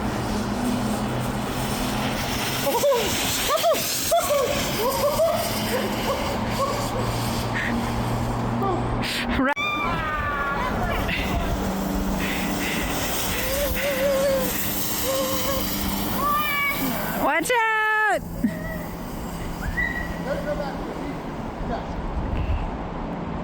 All right. Let's see how you do.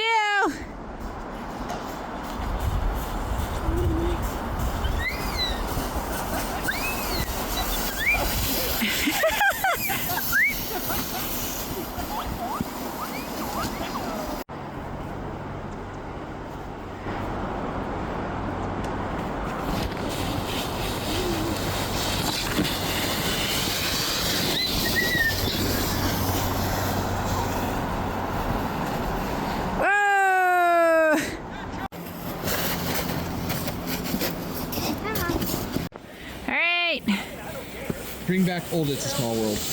Oh! Tree! Tree! Try again. It's cold. Take two. Well, it is snow. Oh. Come on! Keep going! Oh, missed. Yeah, jamming. Oh! Watch out for the tree! Okay.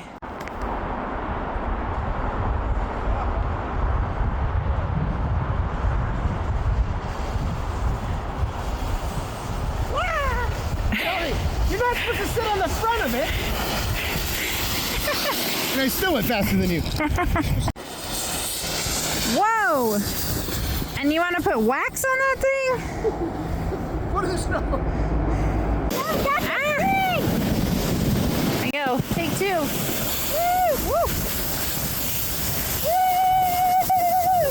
We're going off path. We're going rogue. Woo!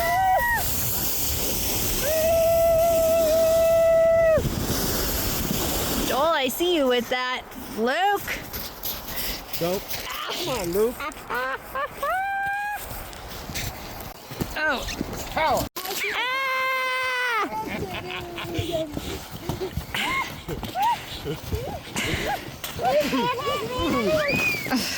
You hit me, Ooh! I'm stuck in the middle. I'm stuck. I'm surrounded.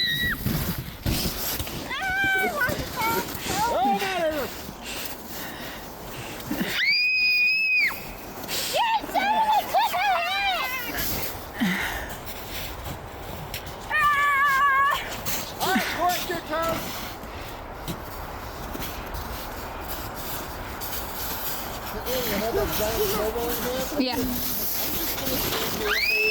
Uh-huh. I did. Oh, did you? Runner. I was gonna show it. I realized it was cold. So I used the big snowball. Oh yeah, there you go. Anybody want a big snowball? For Corey? Great. Do you want a big snowball? I need my. Here he comes.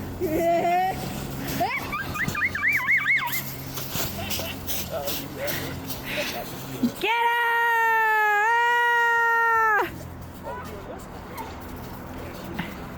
Oh, I can shoot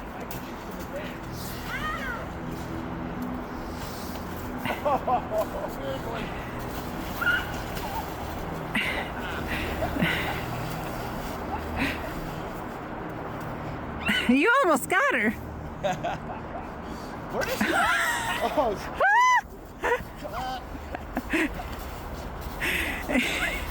You know what we're gonna do? Snowface! Oh, you want snowface too? Yep. Luke. Luke, big snowball. Snowface! I came to Luke. You glass him.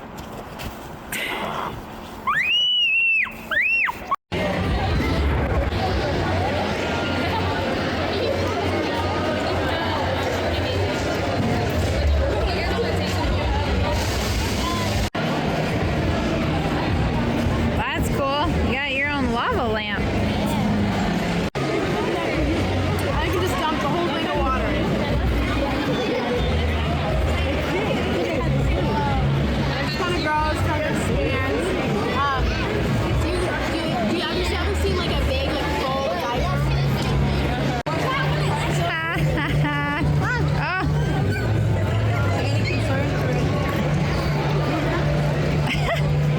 Don't get too close. You want me to eat it? Yeah. Oh my gosh. Woo! That is freezing cold. It burned my tongue.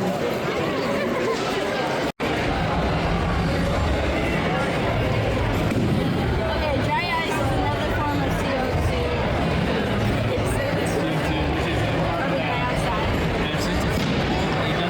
How was that? Did you burn your tongue? You should know about Dippin' Dots by now. Ah. Yuck. I think real Dippin' Dots are better.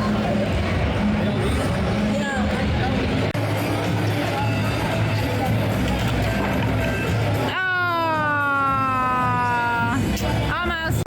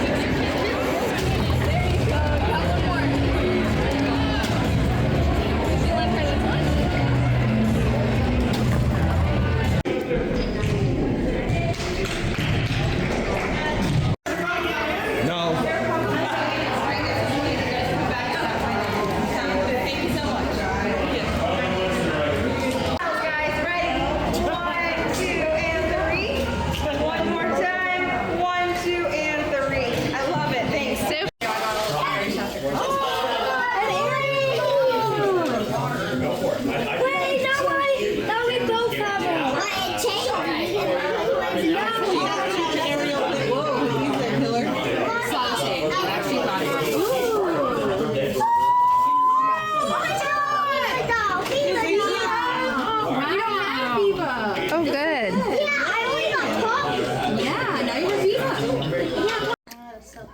You're stealing my seat. Don't break it, please.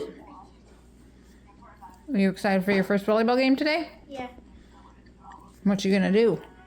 play volleyball. Okay. There you go. Yeah. I'm sorry, I'm gonna lean into you. Woo! Yeah! Woo!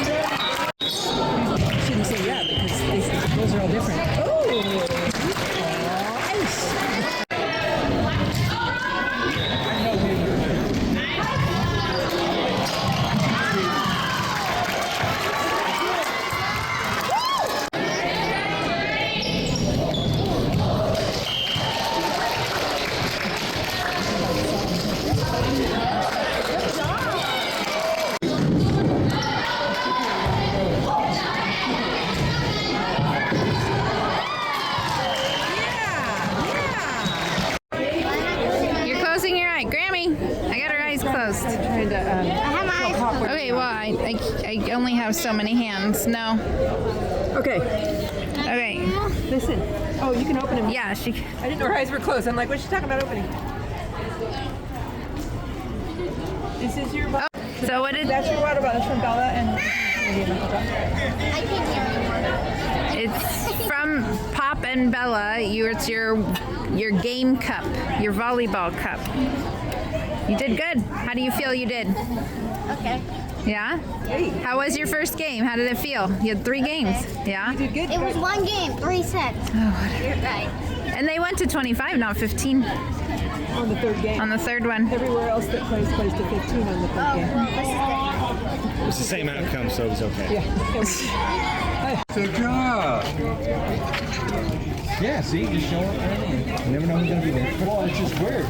Oh, the thing about it is like, I didn't even know. Kenny's like, you're going to a volleyball game.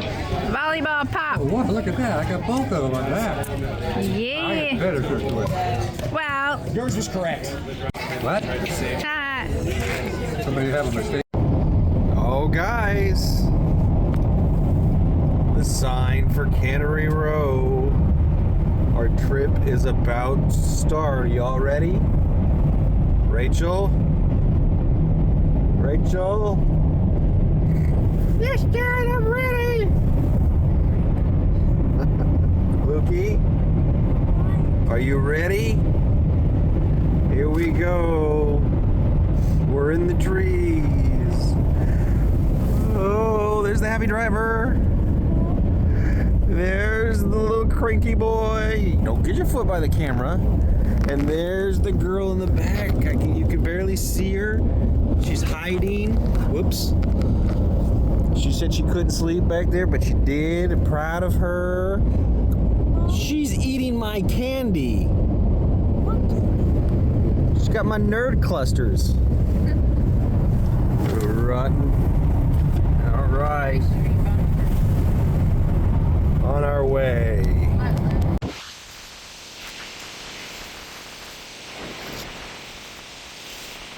Up here.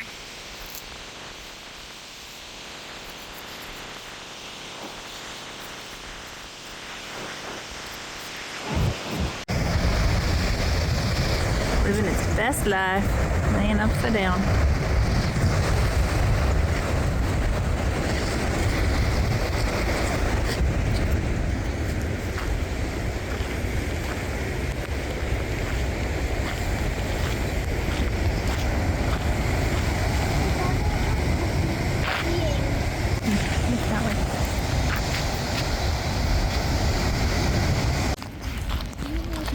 Yes, let's talk about.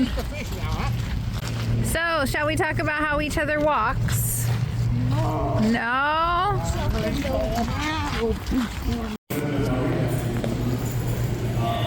Into the deep.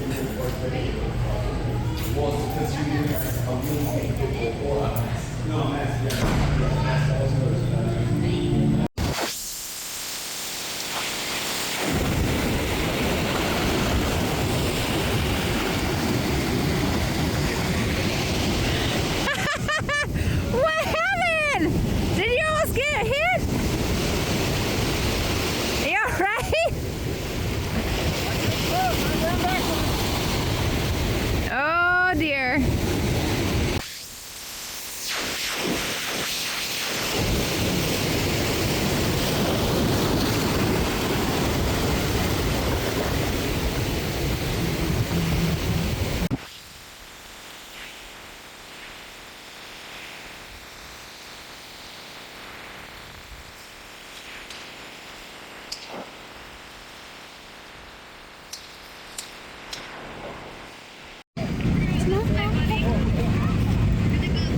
Yeah, we just ended up swinging through in and out in, I think, Morgan Hill yesterday. Oh yeah.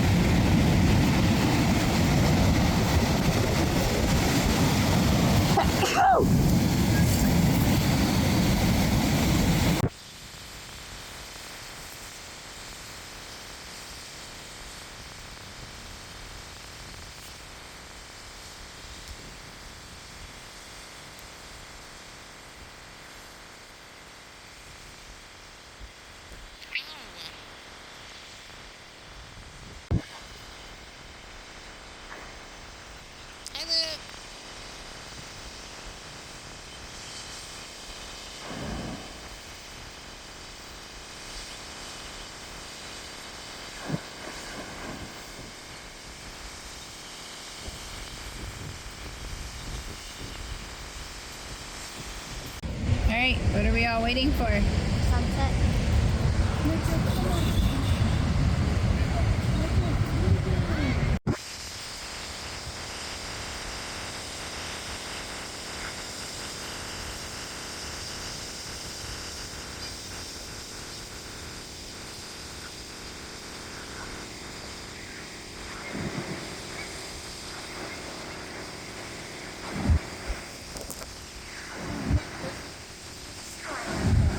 Oh yeah? Oh yeah.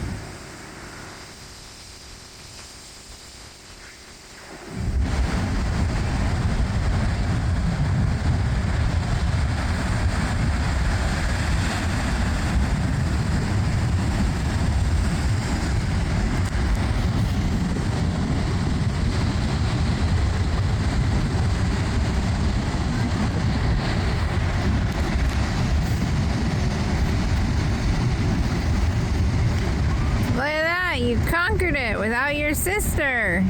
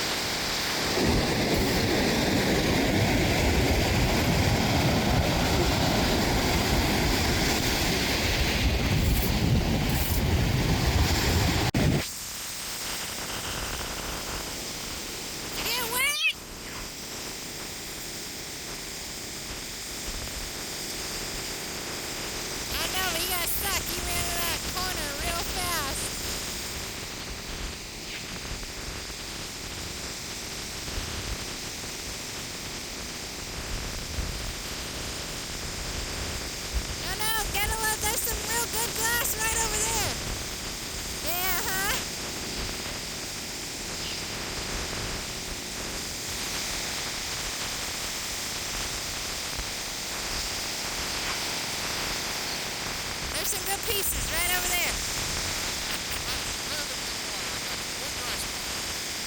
You're a lucky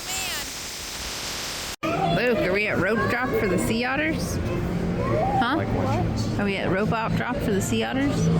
Robot. Rope drop. Robot.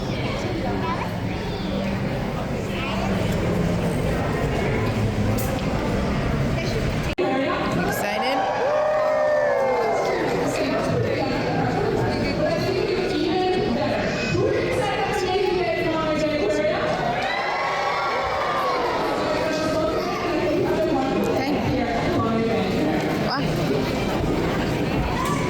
Walk up.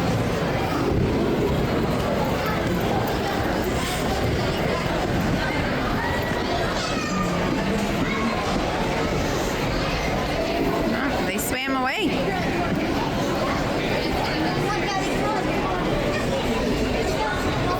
Oh.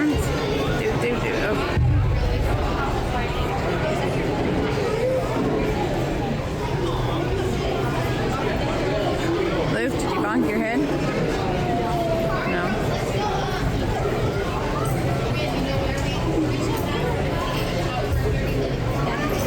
Here it comes.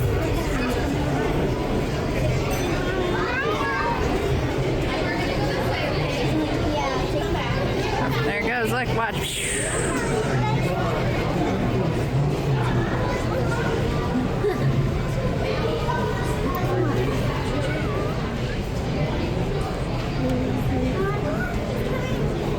Here it comes.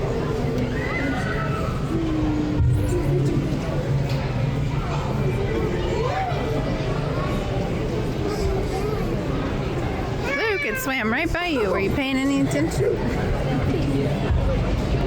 What are you doing then? Alright, you ready to go to a different exhibit? Here it comes. Look at me, you two. Did it come this way? No? Oh, went down there. If I can take your picture. Let's see if it comes this way. Just come right by here. Hey, look at me. Nope. Alright, never mind. Look at me. I'm gonna check. Look at me. Let's see if it comes by. Oh, ready? Smile. Nope. See any crabs in there? There's Oh, there's a big crab. Oh, there's another one.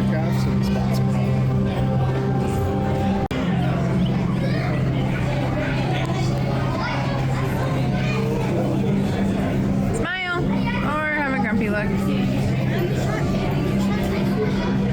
So are you. We're videoing. What's the picture button? The bottom one? Okay.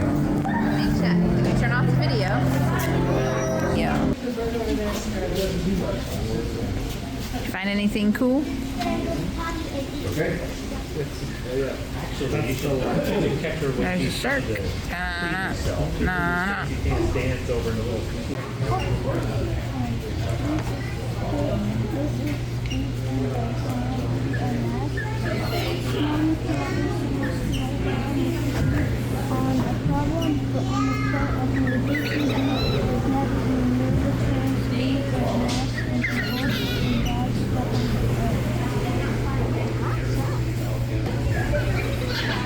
Oh, they're fighting.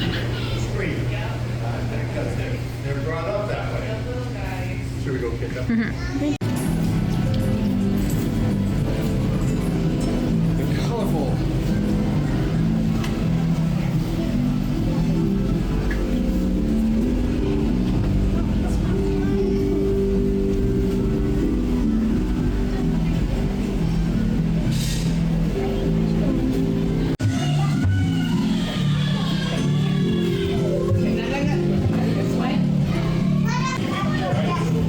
Riding your seahorse?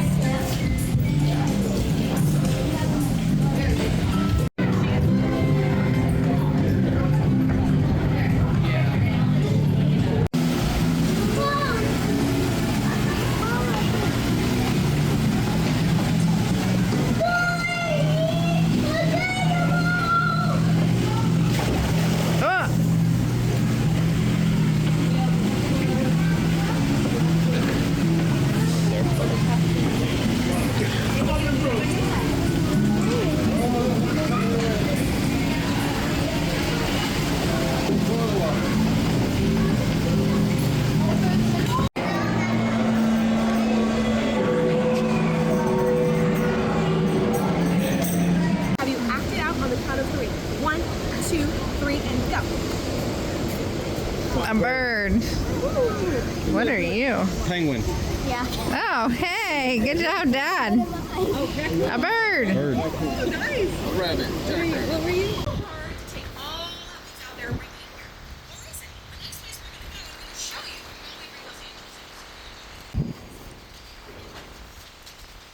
Happy to tell you what all of these animals are as well. We go my friend.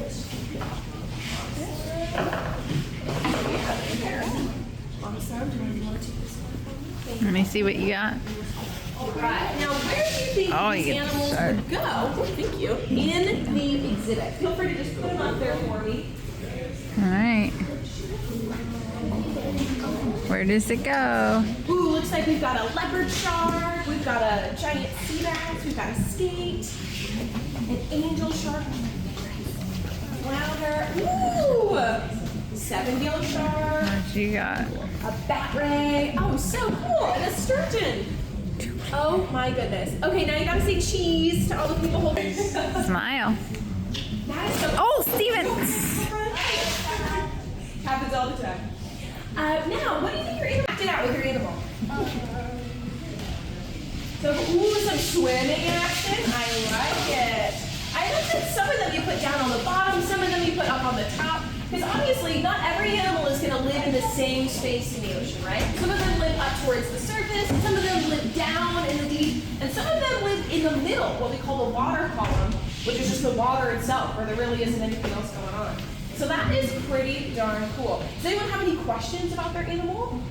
Learn anything? Squid, bait fish, shrimp, so lots of yummy seafood that you also might eat at the dinner table. So they are eating the same types of food that we eat. See, my grown-ups, I'm gonna have you split into a few groups for me. So I'm just gonna have you all just kind of collectively hold the ball. I want you to kind of group together here for me. You're all eels, you're swimming in your exhibit.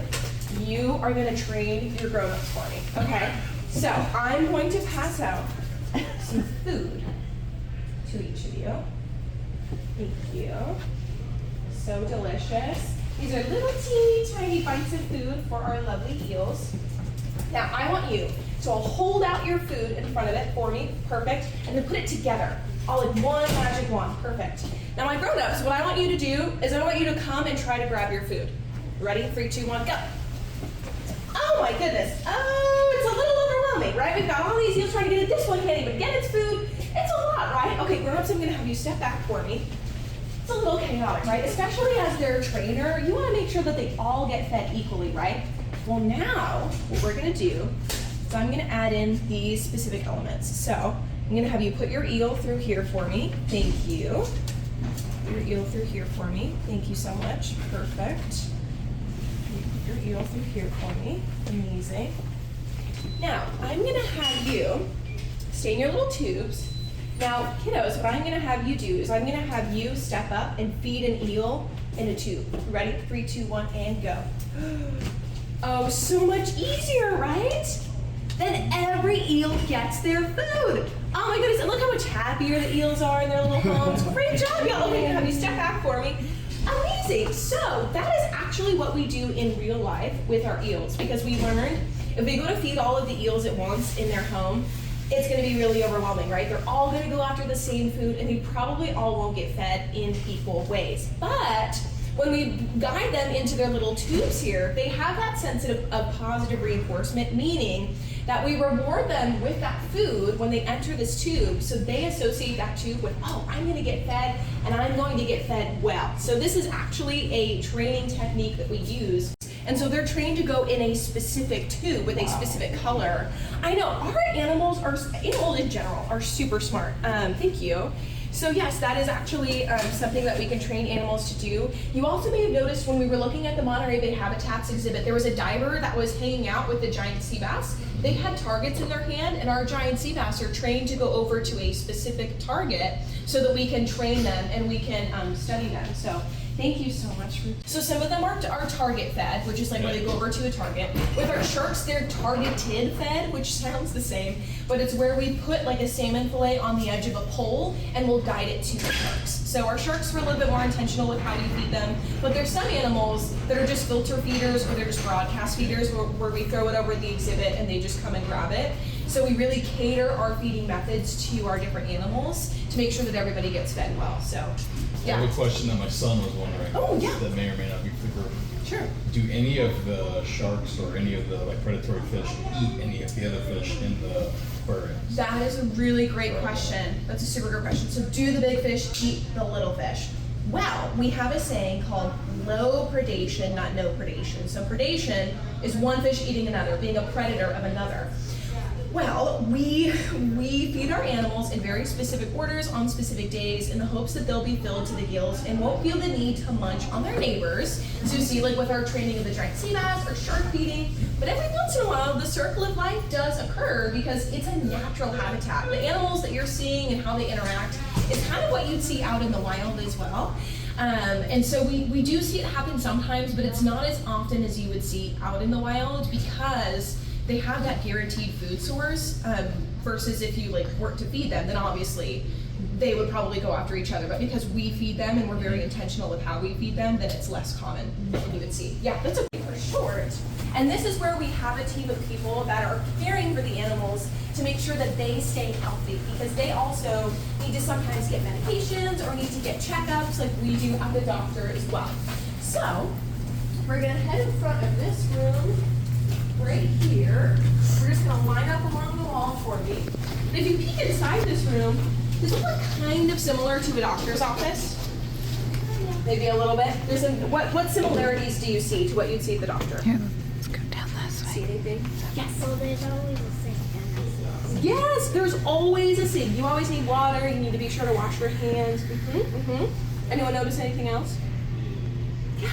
There's also medicine. There's also medicine. Yes, we use medicine to help make sure that our animals stay healthy. There's also this little table on here, which would be our version of sitting on a chair. So there's lots of really that works in our team. So that's really cool to see as well.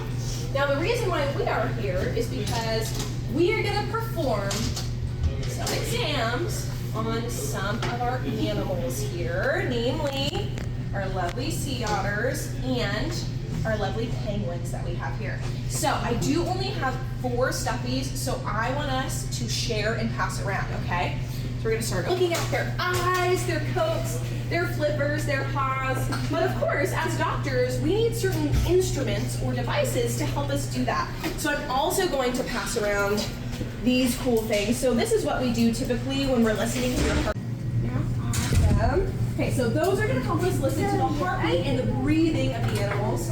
And last but certainly not least, we also have these fun devices to look in the ears of our animals because ear health is really important. So I'm gonna give you one of these, my friend. Awesome. So start checking up on your animals, start looking at them. Now grown-ups, you also have a very special job. They're just kind of looking at their animal, measuring their heartbeat, but you have to make sure the animal doesn't get too hot, too cold. You have to look at the blood oxygen content level. You have to make sure that the anesthesia isn't wearing off. You have to make sure that they're not gonna hop off the table. There's so many things that you have to look at when you're caring for an animal, right? It's not as simple as checking them up and then sending them on their merry way. There's a lot of really complicated procedures and things that we have to partake in order to give our animals this top from the wild. So they have a really important job of helping out pups that we are going to release. And our penguins are part of our species survival plan where we pair together birds that will have hatchlings. So we do have some birds that were hatched here at the aquarium, which is really exciting. Now what do we think? Do all our animals look like they're happy and healthy? I think so too. I think that you did a great job with that exam. Now I do think that there is one particular animal that, if I can find the button for it. Okay, if we look at this here, maybe not. Okay. There we go to the clan and they need to be named. So do you want to pick out a name for your penguin to put on there? Awesome. Ooh, Durbin, that's a good one. Awesome. Luke, you don't have a penguin. You can pick out one for your sea otter too. Yeah, what'd you name your otter? Let's see. Let's do it. Awesome. Wait, let me hold it up. Good one. What do you think? Hold it. So there we go. cool. Rachel, let me see. What'd you? So cool. Now you can put it on. Okay, hold it up so I can see it. Perfect. And it's okay if it doesn't fit. We just know that we simply don't have room for it, so we can then transfer them to another institution that would take care of them. Yeah, but we're not just gonna be like, well, sorry, no room for you, no room for you. Yeah, they would, especially if they're born in a place like ours, we want to make sure they can live their best lives. So, yeah, so cool, awesome. We've got our animals, we've got our names. That is so cool. Now I'm gonna take back the gear for you because our animal is the one that's currently in front of him. So sweet, right? That is such a veterinarian thing to say. Okay. So there or area where that's like if a shark was sick, you wouldn't bring him here, right? Sure, that's a great question. So it is the vet lab for everything, but there's certain like exams that we can do in the exhibits themselves that we would send divers in to do. Okay. So there are certain things that we would do underwater. Okay. But there's also ways for us to lift out animals and transport them via a water kind of like tank to bring them to do exams. And they would come here? So, sometimes, yeah. Okay. But most of the exams that I see with like our sharks would be done right outside of the exhibit. We would like place them on a scale and put them right back, something like that. Yeah, to make sure that they're good. We also care so much for these animals that we even care for the food that these animals eat. Now, I'm going to show you one of those food items. I'm going to take actually, I'm going to do it like this, smarter, not harder. These, friends, are called mealworms. Oh yeah. Oh, I love that reaction. That's not normally the one that I get. I love that. Now you can see they're kind of floating around in there. So these are real live worms, and these are the worms that we feed to our aviary birds. Yes, friend. My friend had them, and I got them. Oh, that's so cool. You have a friend with these? That's fun. They are a little strange. These can turn into beetles, which is kind of fun. But what we're gonna do is we're going to feed feed the food that we feed to our birds. So, what I'm gonna do is a little lettuce to everyone. Here's your little piece, thank you. This is a 2. Okay, thank you. They've got little teeny tiny mouths. Don't eat it. So we want to make sure we have their size. Ooh, perfect. It's a great spot. I like the strategic placement of all of these. This is great. Awesome. Okay, so we're gonna head out this way. We're gonna go front of the scenes and we're gonna go down the stairs. And then we're gonna go out with the trap. Now this is our only, I wanna make sure we've got everyone. Come on in, y'all. I wanna make sure everyone's in here. This is our only freshwater exhibit here in Monterey Bay Aquarium. Everything else is saltwater, the water they find out in the ocean. But this is freshwater, like you find in a river or a stream or a lake. So these are steelhead trout, and they are hungry for their breakfast. So what I'm going to do is I'm going to pass out a handful of food to all of us, and we're going to take turns throwing that food into the exhibit. But we want to make sure we throw it in as far as we can, because if we throw it up here, then we're going to get splashed a lot. So we're going to make sure that we stay dry, okay? You laugh, but truly, I've been standing up here when that's happened, and you're good. It's really fun. Okay, so... Do they know what's coming? They kind of have that, Yeah, they have that eye. Yeah. Okay, so if I can take this. There we go. Okay, awesome. Yeah, you're just gonna cup your hand for me.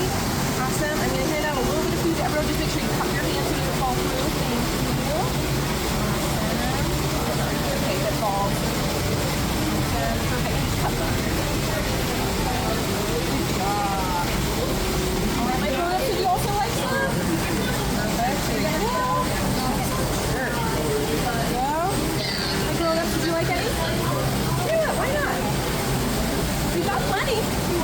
We're good? Okay, awesome. Okay, now we're going to do our first round of handfuls, so everyone one at a time. Pretty cool. You're going to throw it in as far as you can, okay? Good job. Awesome. We're going to do the whole handful. Whole hand. Go, Rachel. There you go. Go, Luke. Awesome. Wow. Nice. Good job. And we want to make sure that none of the food is hitting the ground. So make sure you're watching. See, oh, that's okay. Oh, look how fast they go. That is so cool. Good job. All right, babe. Woo. I told you. Good job, y'all. Oh. You gonna put your hood on? Pretty cool, huh? Awesome. Okay, we're gonna do round 2. Ready for round 2? Awesome. Cup that hand for me. Awesome. Can you put 2 hands out for me? There we go. I can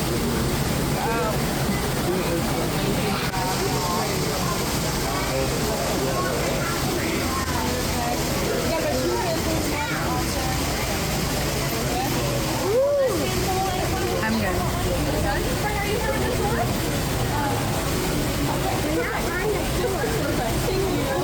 Awesome. Okay, we're gonna do it one more time. All right. Yeah. Woo, woo. Yeah, nice. Oh, look at that. No, these are nice. We're gonna get all of that. Not one is falling to the bottom. They are so hungry. So make sure you throw all in. There we go. Ooh, those splashes. Awesome. Is that Pretty everyone? cool, All right, huh? we've got a last little bit. I'm gonna throw them there. Ready? Woo!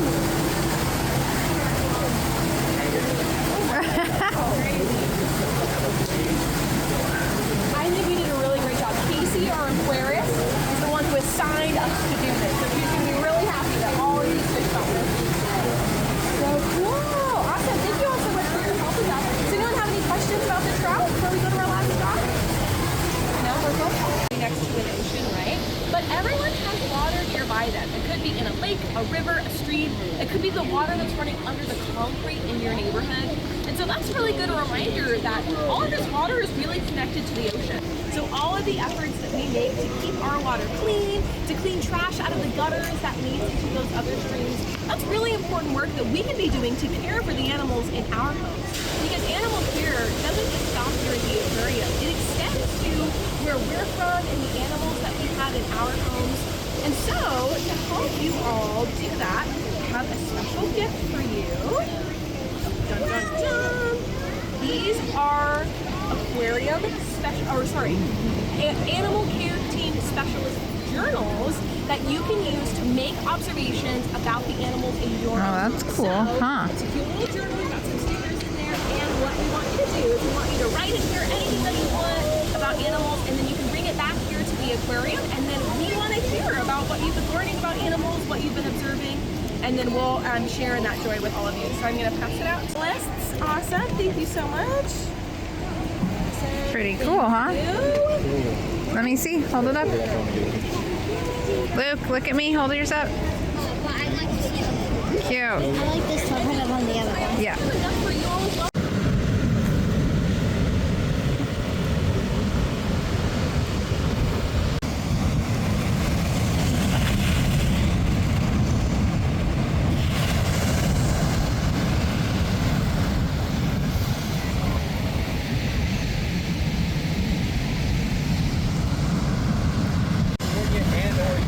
Because of the water warming up. Oh. Okay, I was gonna say I've never seen it so bad. Go, Rachel! Huh? Is it cold? I thought you said it was warm.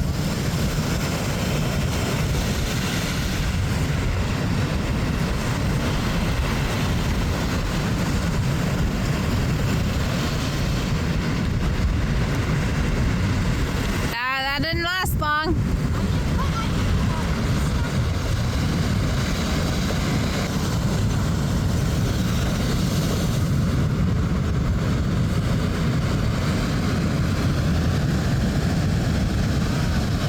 I'm videoing your brother. What you doing, bud?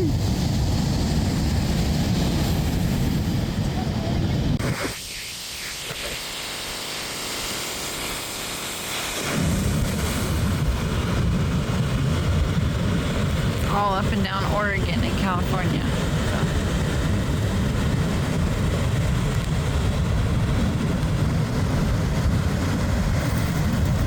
What are you doing?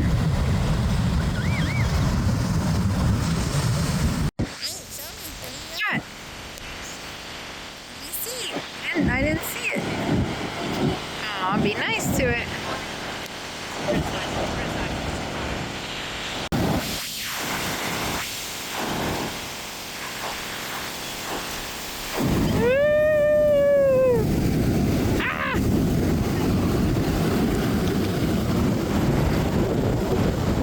Make it out.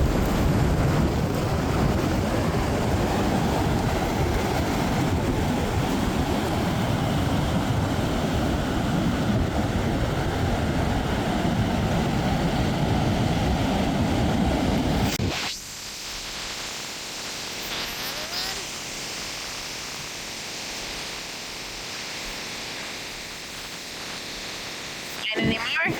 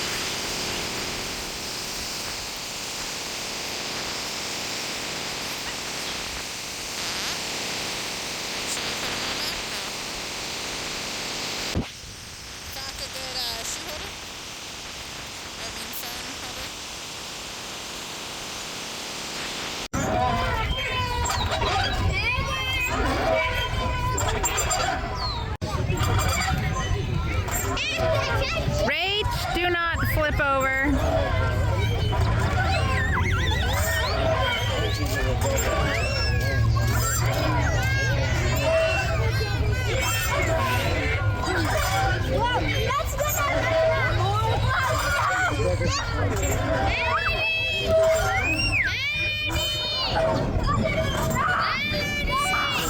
Steven, he said stop.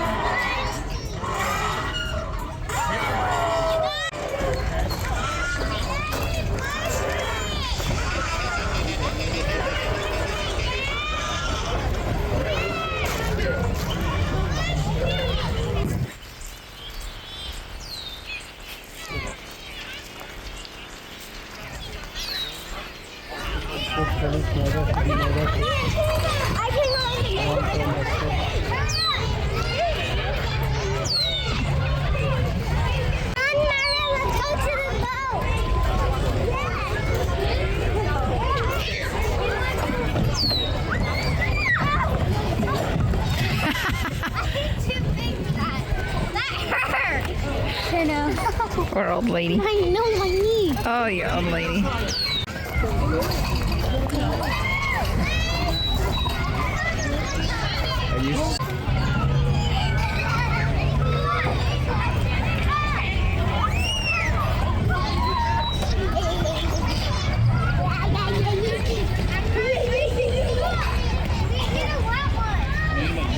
Hey, Luke!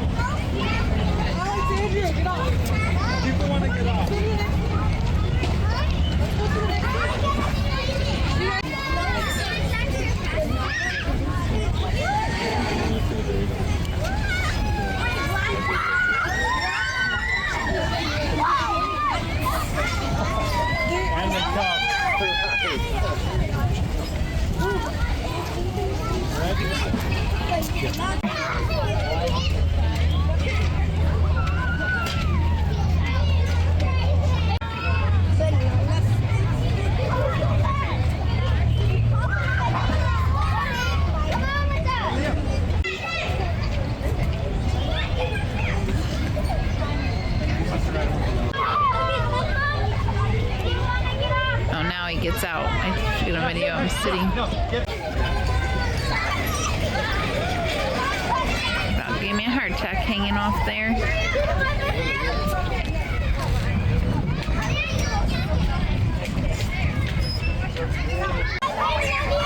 Bodega Bay.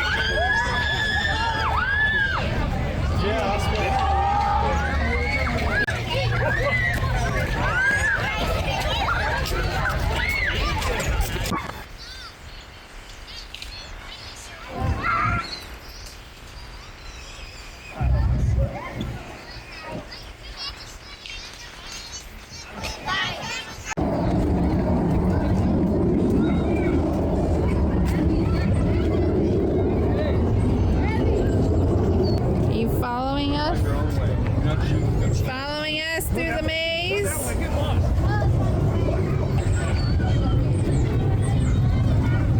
You know how to ride those, Luke? How do we ride them? Why don't you? No, you get on it and show him. You know what, let's... Gotta wrap your leg around it. And woo! Like that? I don't remember. I never did those. You put one... Like that? Okay, yeah. Now hold your arm out. There you go. There you go.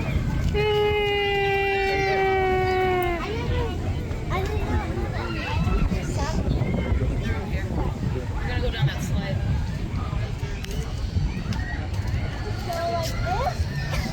Yeah. Yep, then you gotta wrap your leg around. There you go. Now start spinning around. Yep. Yep. Put this leg through there. I want to see Dad do this. There you go.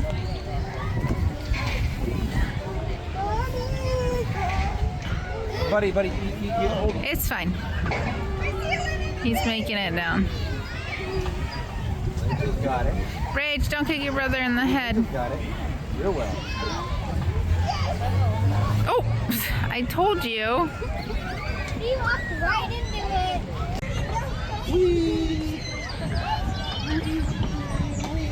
it. Rachel, no. Okay.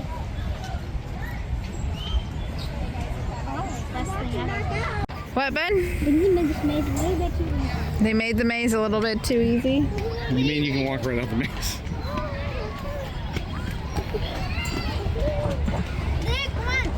One last time, Rach. And then we're gonna go do some other stuff. We're gonna do some other stuff. Ready? Yeah. Go out and then.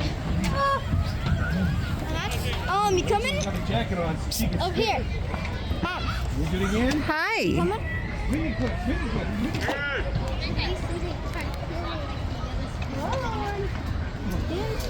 This way? Oh, good. I was lost. Wait, Luke, no. I'm pretty sure it's this way. No. No, it's this way. Go ahead. Go that way. Aw, did Dad get stuck? Oh, I thought he was gonna hop over there. Ah.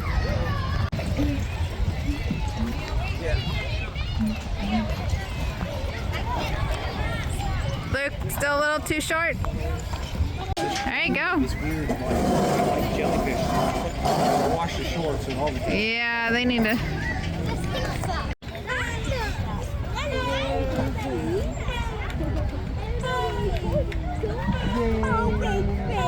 Luke, sit down.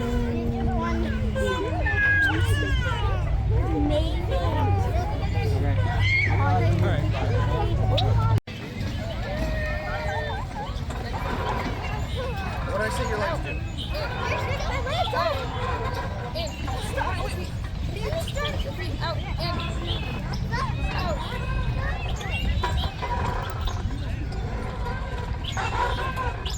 There you go. Straight.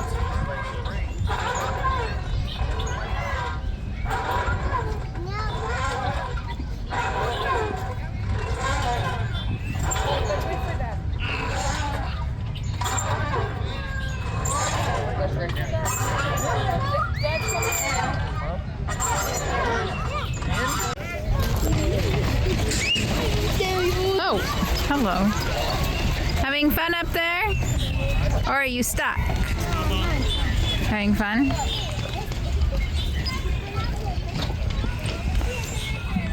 Full time. Yeah.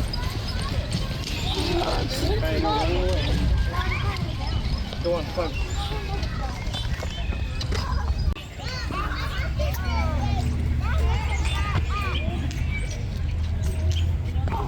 Keep working at it. You can do it.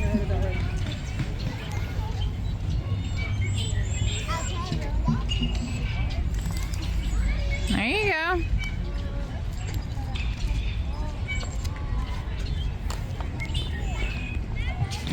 Keep going. Baby, that's upside down. See? You did it.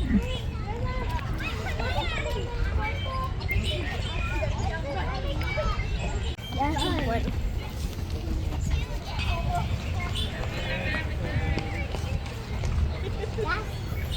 not my name. That's not my name.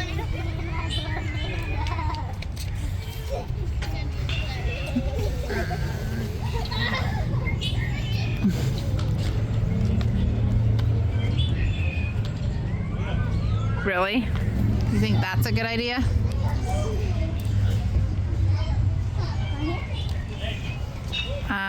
I'm thinking not.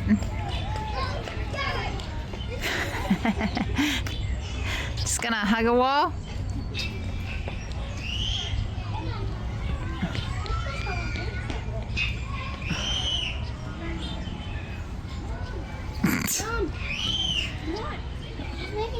I'm making sure your sister doesn't fall off the wall. This was the big spinning metal thing. You got on it right up there. It was spinning. Oh, yeah? Yeah, big metal contraption you got on. If you mixed it, boom, down you went. Oh, really? Did you fall?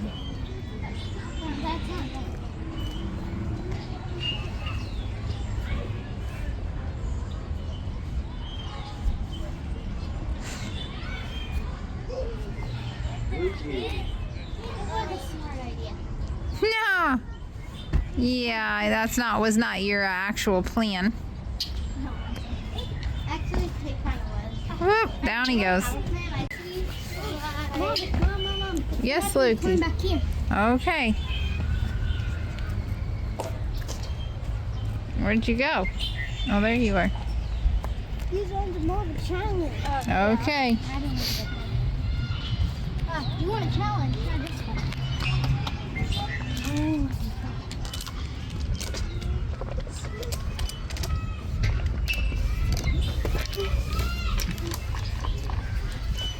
Oh. Did you get all the way up to the top? Like right up there? That's not possible. I'm trying it. You try. No thanks. That's what I'm trying. Wait, is that bracket?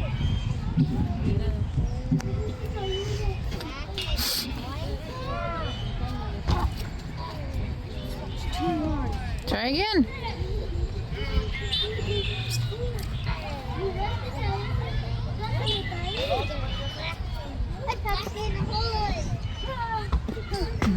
I did it. Good job. This one I don't know if I can do.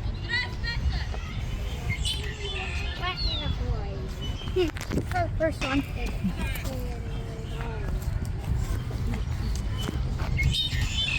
You think I can beat this first time? Yeah.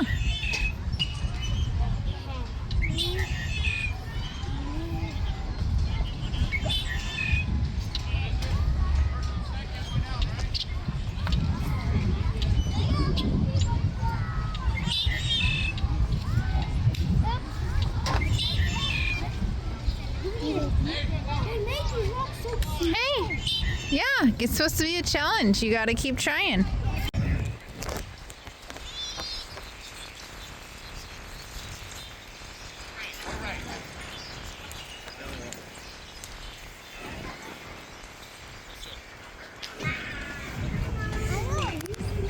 That's plenty on it.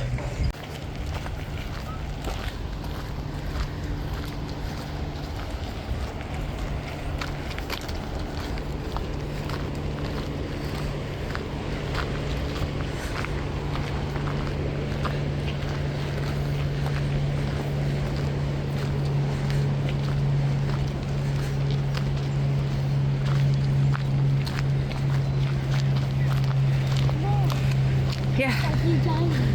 Whoa. Pretty huge, huh?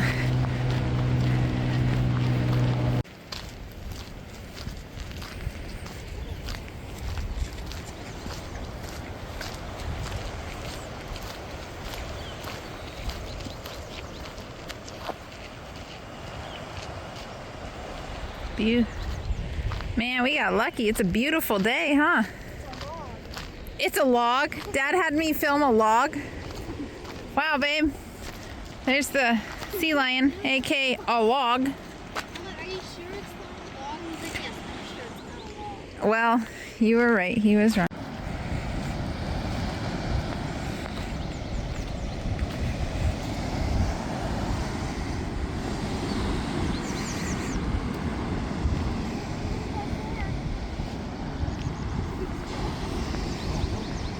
Three what?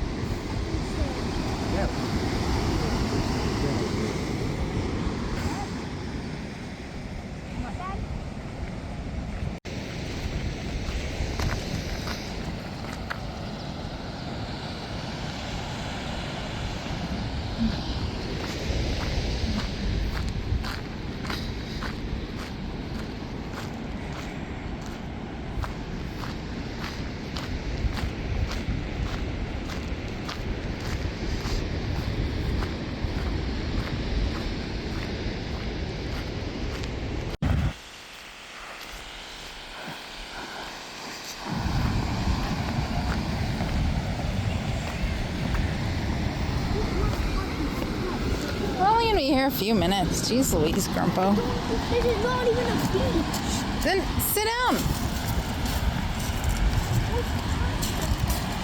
So am I. You don't see me whining. Can't take anything. You can look.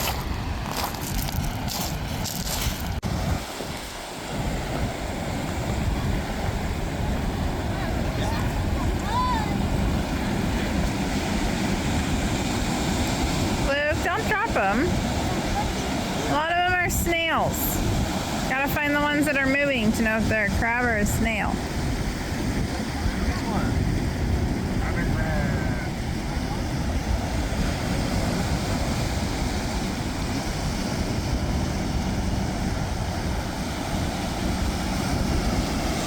Rich, don't go too far.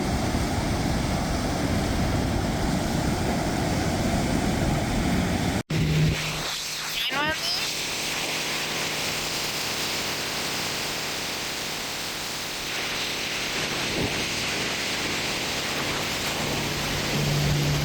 There it goes. Look at me. Whoa.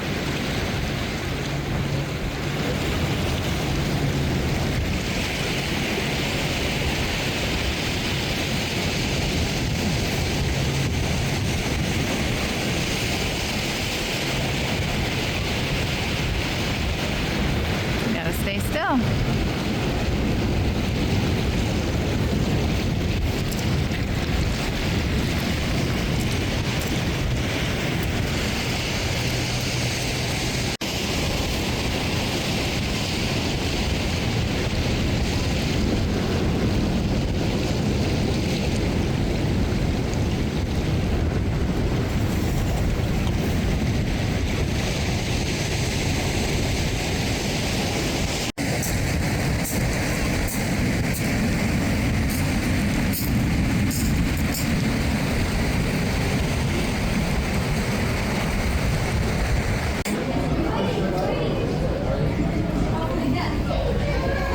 Are there any puffins there? You get a picture with the puffin's feet?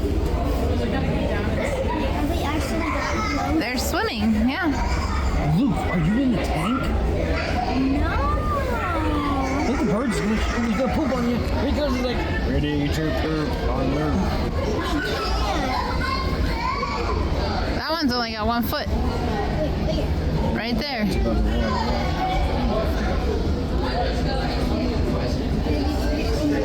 Could be. Oh yeah. It's gonna be in your new resting spot. Luke, you just cut your sister off. You probably have to be, oh, there you go. Say thank you, Rachel. Let's see if you can get this one to work, Rachel.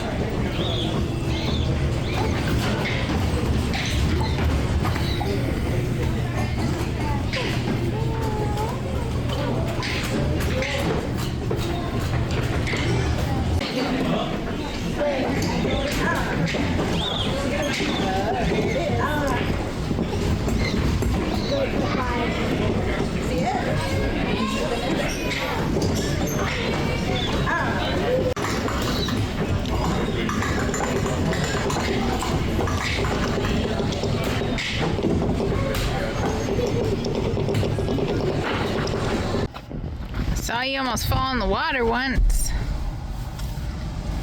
Here's my haul. Let's see. Oh wow, you found a lot. And then here's us. You found the right strawberries? Huh?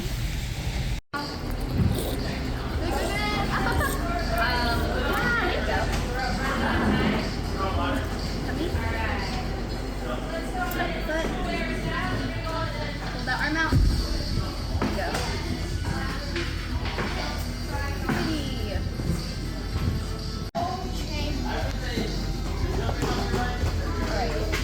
Like you're ready, you're gonna drop them over time.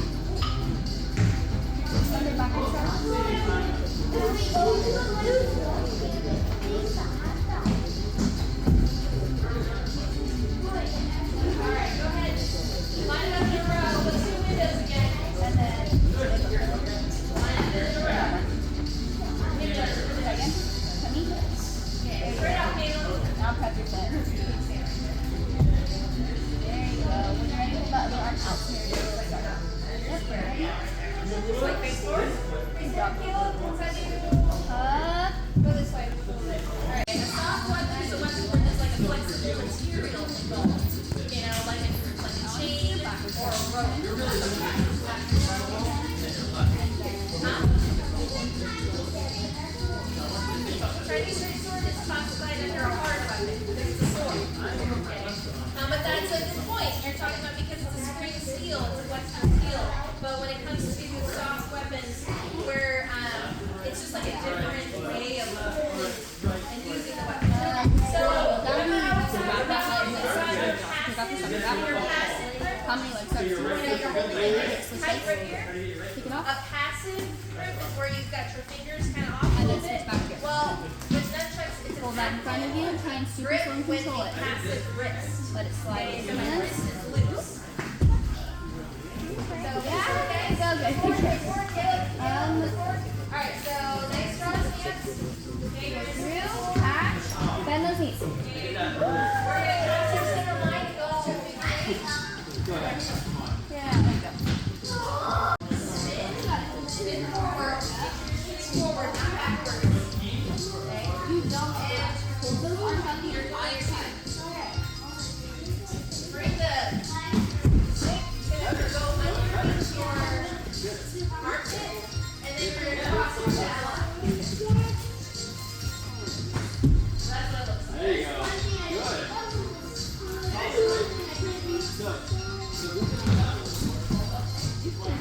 And that's all part of what we're gonna do next. The first thing we do to warm up is our forward hands, our right hand and our left. And you're gonna want to have a lot closer to the chain. A lot more control. Okay, let's see.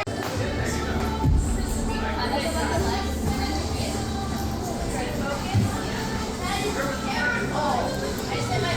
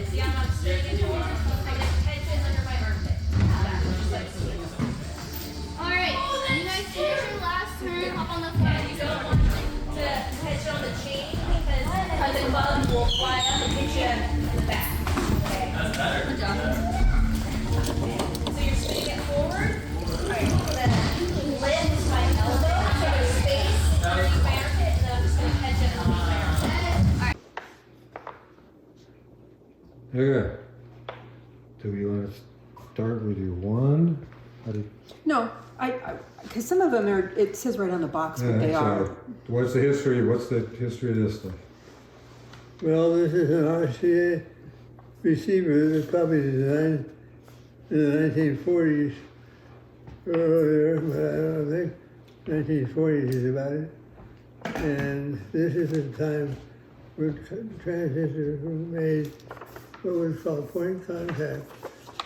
They used a base to build the point contact on, and an emitter stuck into the base, and a collector stuck into the base. And those three elements, emitter, base, and collector, caused you to be able to control the amplification. Now, this is before the days of the transistor sockets, so what they used were radio sockets. And what they do, if you can see it here, I don't know whether you can zoom in or not, Dave. Okay. But on the right-hand side here are three epoxy transistors, one of the very earliest ever made. And you can see that when you hold them up to the light, you can see the base, the emitter, and the collector.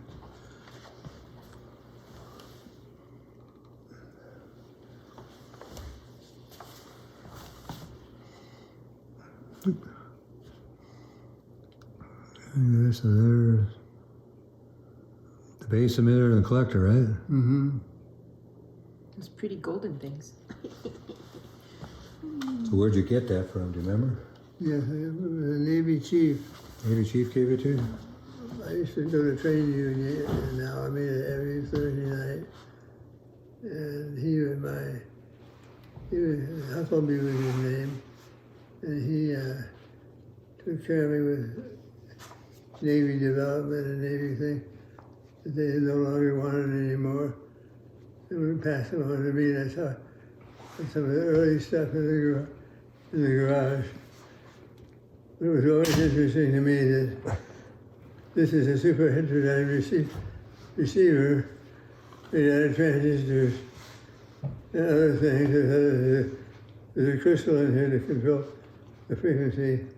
I'm not exactly sure what band this is on, but I think the one time I tested it, it was around 6 meters, but it's only a receiver, no transmitting. So it's like a 6 meter. And do you have any reason to think this is worth something? Yes, I imagine it's so unique that it would be worth maybe $500 as a guess on my part. With battery power and the battery's still in here. I was trying to look for a date on the battery.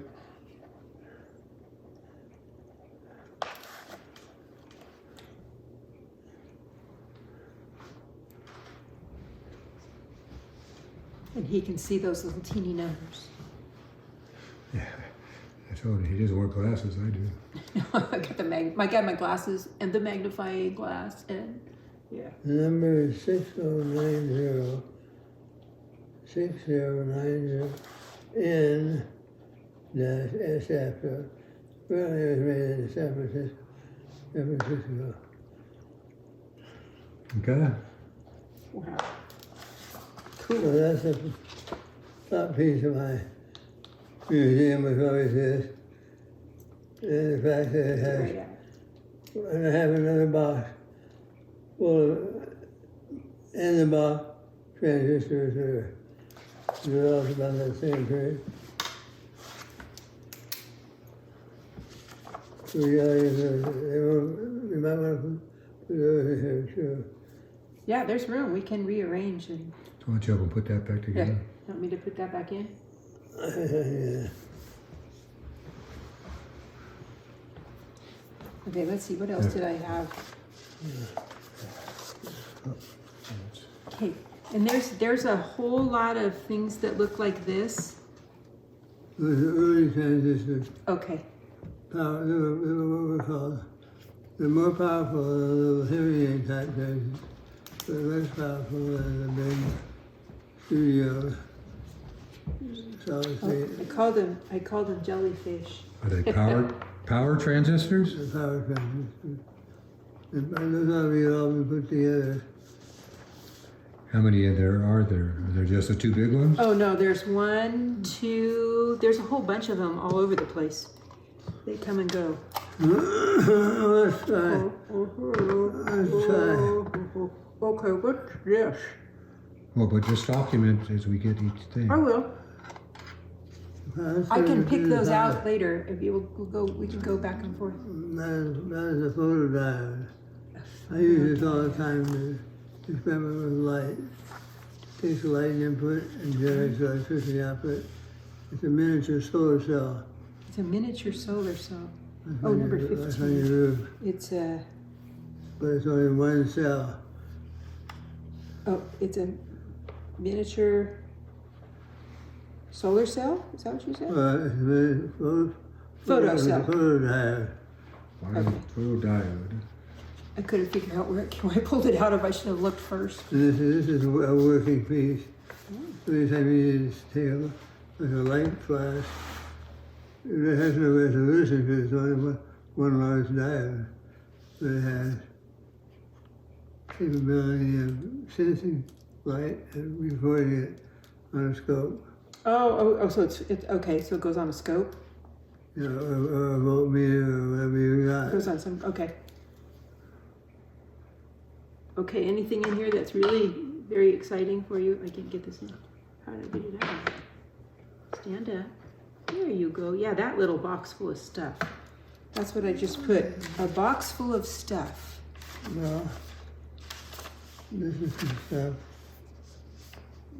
RCA New Vista part transfer to replace some vacuum tubes in a small package. There wasn't a tube everyone. So we can't see what it is.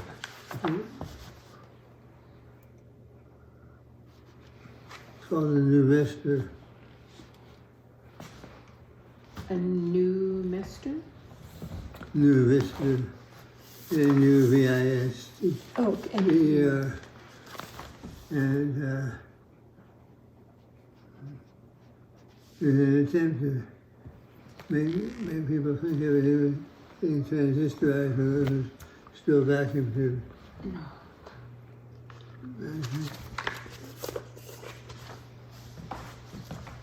And a typical hearing aid tube. A hearing aid tube?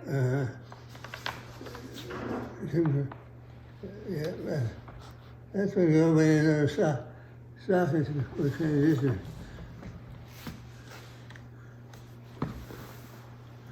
Wow.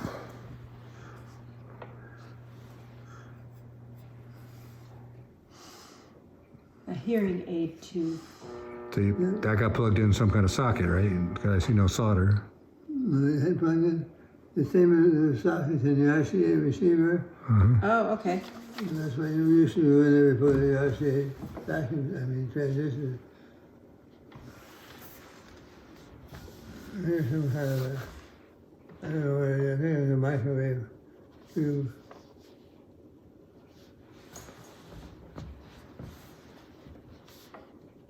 Do you think this is a microwave tube? Yeah. Potentially a microwave tube.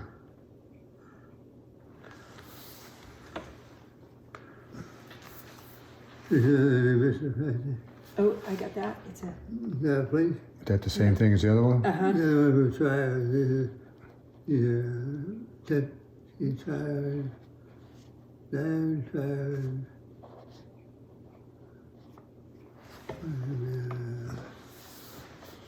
Oh, and then there's one more thing in there. This. Oh, I picked that up one night. The pencil. It's called a pencil tube. It's a pencil tube? Yeah. Pencil tube. 5980. Oh, it's got numbers. What is it?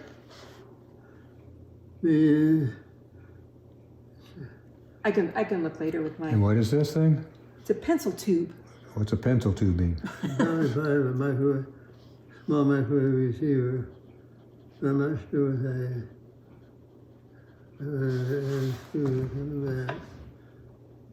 There.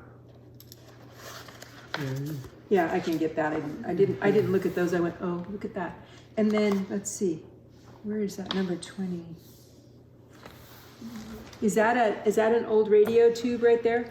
It's a German friend of mine, Howard Lane, not Howard Lane, Howard something.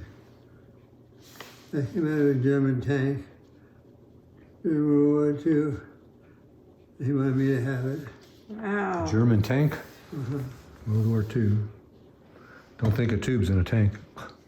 Well, it said it was a vintage radio tube. When I took a picture, it was the exact same one. Came up. Yeah, so that's what I did. I went through on Google and took pictures of some of these things, and some of them came up with like 25 different nothings. You use lens on that? Use lens on that? Lens? Use a lens? You use a lens on Google? Oh, yeah, I did. Yeah. Okay, well, Came out with some pretty cool stuff. Oh. What? You done for the day? No, I'm just...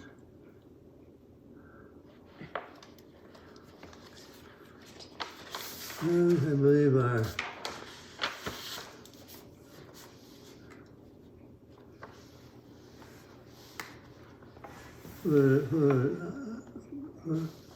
You want it open? For a minute.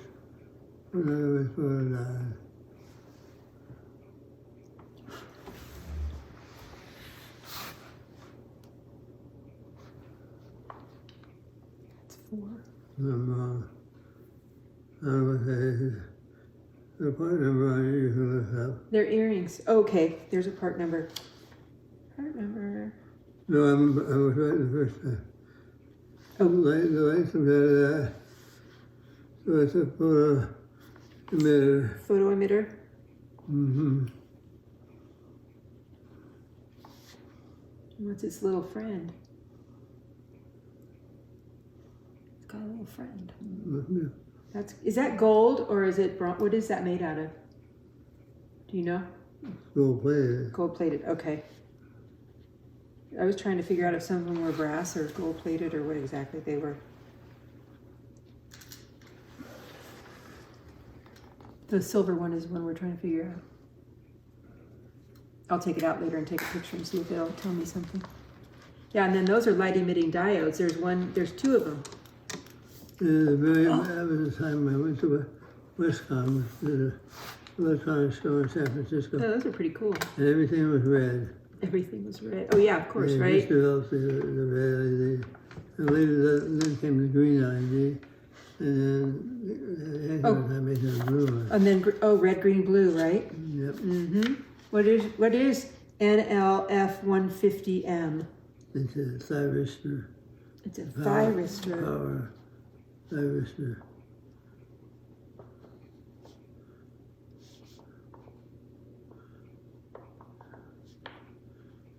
Was that what's that used? What was that used in? Any idea? Yeah.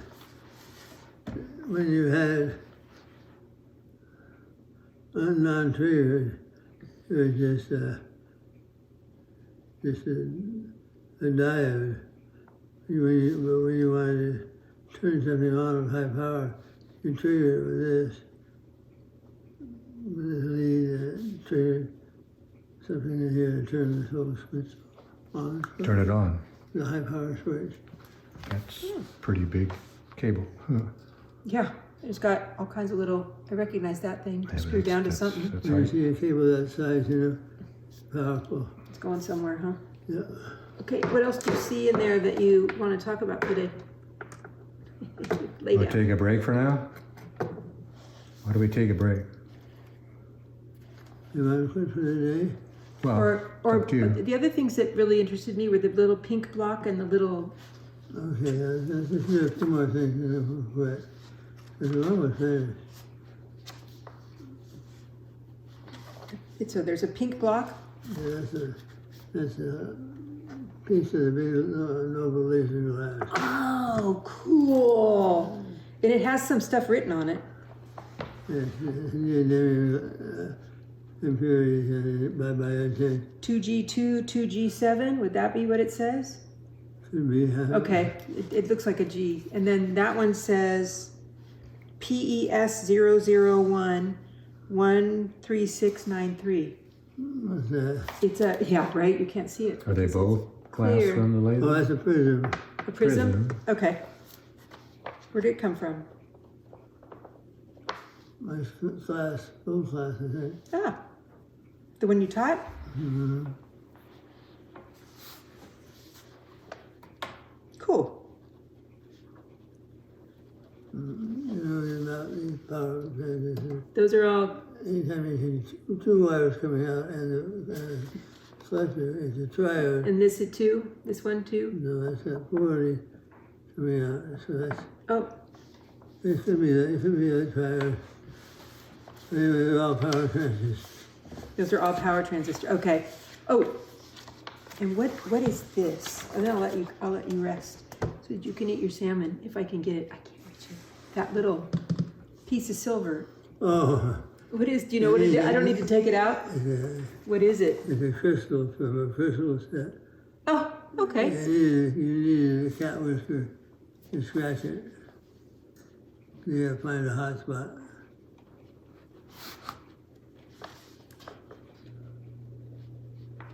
This is actually gadget. Yeah, that was pretty cool. That's World War II.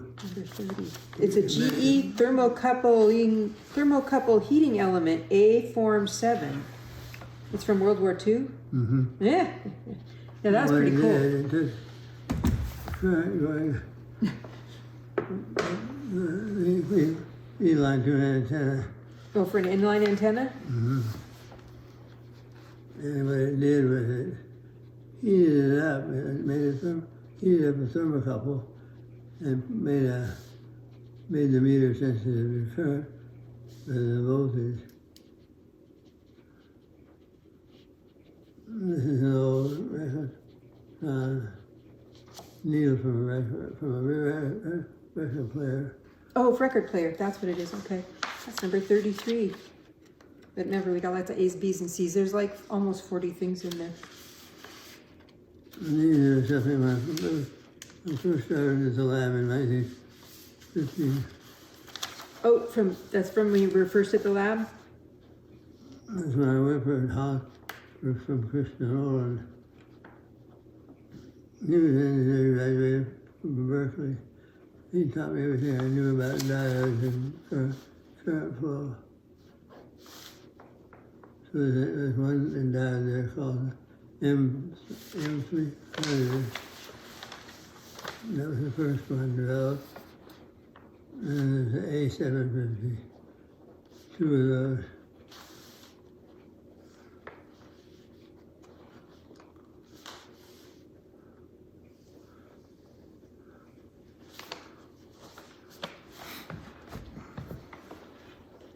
There's a 1977. That was pretty cool. It's got the year and everything on it and the date that it was made. So that's both of those are. Yeah. I believe so. Yeah. No, Well, this is higher power. It's screwed in for being a heat sink. No, so this is a higher power. A single wire is a high power, and the two is low, is something different. that right here? Yeah. This wire. And this is something I haven't opened in many years because those rubber bands will snap. They're so old and delicate, but it's more crystals like that crystal up there for a crystal set. Yeah, it said I was able to read around the rubber It's band. number 19. Yeah, I was able to read around the So rubber there's crystals there. Yeah, it's a Crest super sensitive radio crystal, it says. That's what it is. Yep. And then here's an Edison. That was cool. That's a really old spark plug, huh? It looks like a spark plug. I even knew what that was. Oh, good. Yep. Want to look at it for a little bit? Or do you want me to move it? Oh, what about it? Oh, there's more? Oh, did he turn it off? Yeah, I know. Probably turned it off. This is the place where we break for a commercial. Oh, that's a good idea. No, that's good, because a lot of it, well, some of these things over here were the same kind of thing. I could see that, but I couldn't figure out what they were. And look at this one. That's a power transistor. A power transistor. Somebody uses a diode, like this is a diode. This is a diode. This is a 10 first 10 amp diode ever developed. The first antenna? 10 amp. 10 amp. First 10 amp ever developed. Yeah. Okay, now I gotta figure out which ones those are. Oh, those are down at the bottom, so they're in here. Thread hex. Oh, that's that first, the first and 10 amp. That one? Yeah. Okay. It's a transistor? What is it? Diode. Yeah, second road. Thread, hex, wire. I'm like, looks like a nut and a bolt, but that's not what it is, but that's what I see. Yeah, that's some pretty fun stuff. We did a job for really. You got your... This is one of the corners is a lightning arrestor. She's a long wire antenna. Oh, so you put that, so that it would take the hit if it got a lightning strike? Or power hit? Some would take it more than once, some only would take one time. Wow. This is a 5722 vacuum tube. It was intended to make the noise generator you could tell how good the receiver's front end was by using that in a circuit. So that just about winds up. I don't know what that thing is in that phone box.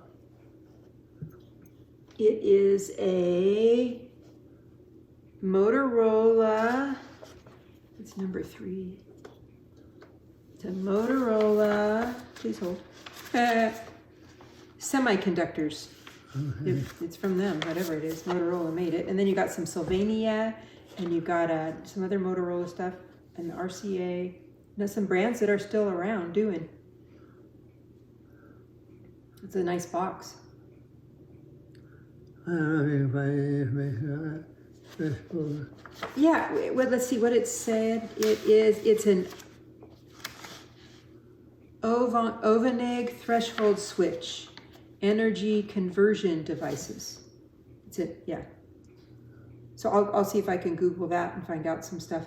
So yeah, I'll try and fill in some more of the junk information, and then you can tell the story. Yeah. Those are your. Well, let's Yeah, when you want, let's go again at a different day. Okay. Okay, because then I can maybe I can clean the descriptors. Yeah, and my Dinglish. The description's up. And You got a couple of minutes? Yeah. So just in case. Do you want to do it today? Just in case I'll tell you the story. Okay. When there was this book, there was a store in town called Dutcher's Electronics. And then I always ready to talk to Dutcher about things I could build for him or fix for him. And he passed away. His wife had auction or whatever you want to call it, a sale day where you went marching down each shop and you found something you wanted to buy. You took it up to the counter and you bought it. So this day I saw that there was a box of Edison spark plugs. And I took them up to the counter and paid for them with, I think, tobacco, Morse code CT, and the fellow at the counter said, I'm sorry, sir, but I can't sell you those, they're too valuable. And I said, oh, I'm nuts. So I never thought anything more about it. He took them out of the box. I went home and started taking my things out of the box. And there was this box player, he picked up and he could give him either intentionally or non-intentionally, giving me one, a V8.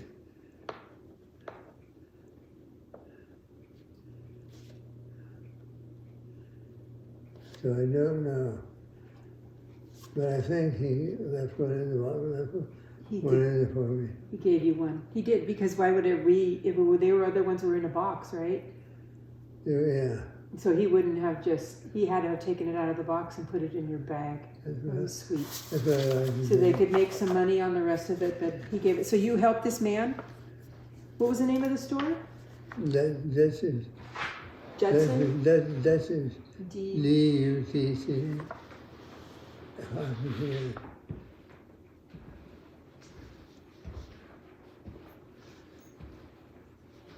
I think we got as far as we're going to go today, Dave. No, that's Was it running while you were gone? Look at this. Wait, can you get back in? Look at that. All pretty. Where'd this come from? Come from Bella. Why, Bella? What did Grammy say to do? Grammy said that she wanted some present at the mall and also she wanted candy. No, Grammy. So, I got candy. I got a pig. What? Look at the resemblance. And I got a... Oh, that's Bella's resemblance. It's a pom pal. You have a name? I figured he'd go with Pee-Pee. Oh yeah, go, It's the Sunny Lab. Sunny Lab. Sunny is a honest dog. Not an honest dog, he is a honest dog. Hi, baby. He's an honest dog companion full of love. He's eco-friendly. So you can throw them away? Yeah, Marketing. right? Cool. Oh, wait, this one.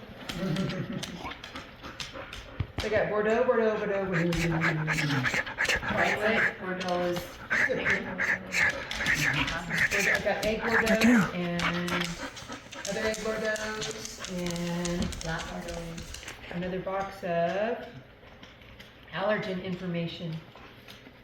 Oh, chocolate covered cherries, light and dark. Oh, Bella looks hungry. You know, I didn't know which ones you'd want. before noon, afternoon. Times are assigned to dark chocolate so that you don't stay awake half the night. So what did you buy? Thank you. What? I got a Hello Kitty wearing Care Bear skin. Oh. Oh, what is that? What did Joshy get? Lunch and boba. He doesn't like boba, actually. Oh. He I get no tea. He likes the milk tea, he doesn't like boba. I got boba, that's the stuff that pops, right? No. Yeah, it's like big old, it's like big gummy things. Oh, I like popping pearls. I like the pop. Whoa, whoa, oh, there we go. There, yeah. Happy birthday to you in a few days. Happy birthday to you. You're gonna be 13. Happy birthday, dear Rachel. I was 13 once. It was a really long time ago. Happy birthday to you. And Pop would say, cha cha cha. Look, it is wrapped. Oh. It is wrapped. It's a groceries. So dinner's not going to be. Blanket. Oh yeah, it burst the bag too. I can't put the paper bag on the floor.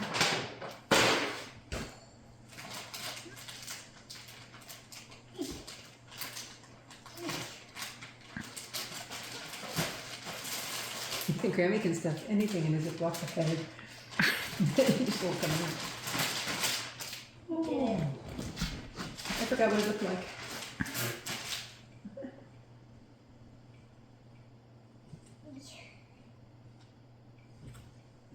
Well, because she already has her other birthday gift. It's in the car. That's right. Your bag. You like it? Yeah.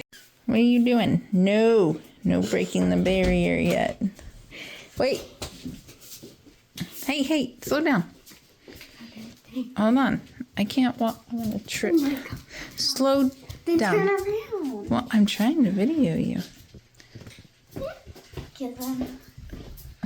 You're too slow. It's so cute.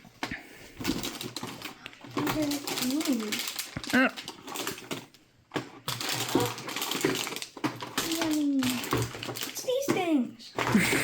Oh my God! Oh my. 600.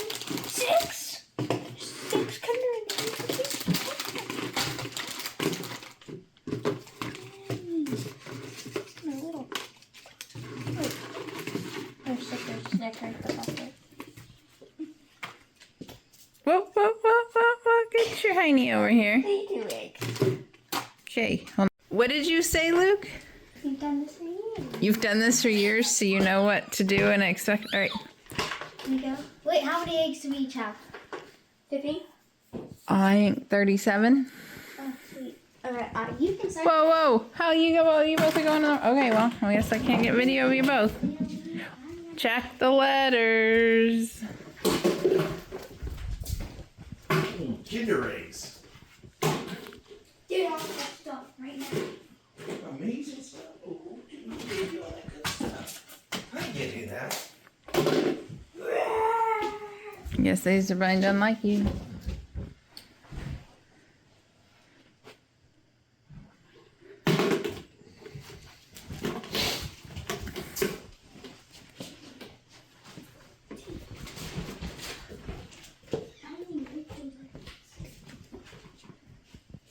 Well, maybe you didn't get any eggs.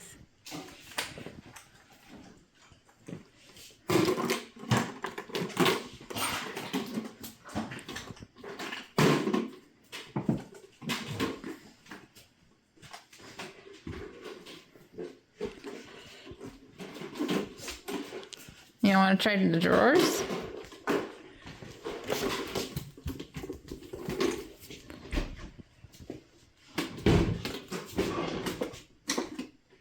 Whoa, whoa, did you check if it was yours? Yes.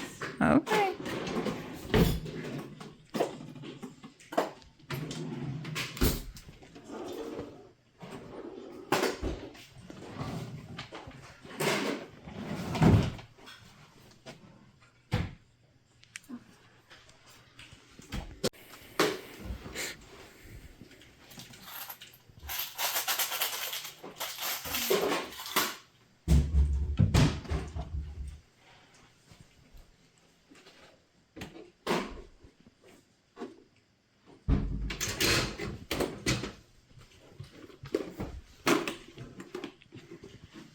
No telling your sister where you found the egg. Whoa, get down. You never know. Are you even looking? Obviously not. His own.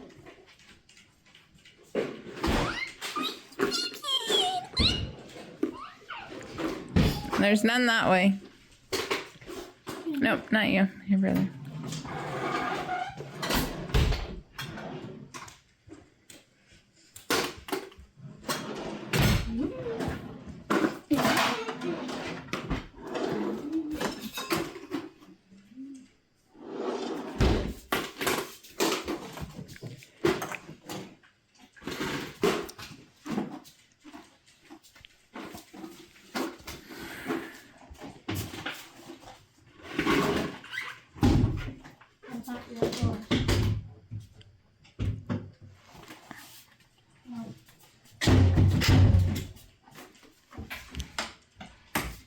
Really in the dishwasher. Hey, you. Oh, wait. Why would there be one there? I don't know. People. I don't know.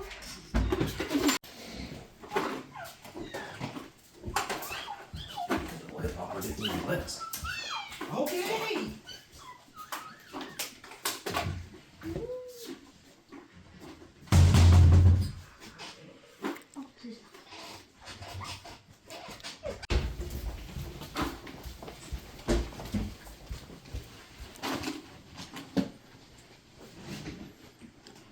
Why don't you lift up pillows?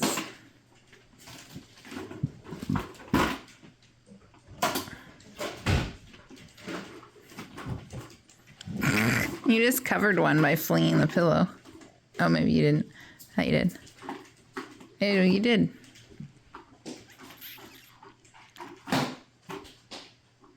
Which one covered?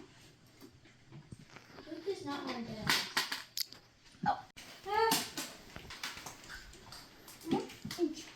Oh, you just missed one by your foot.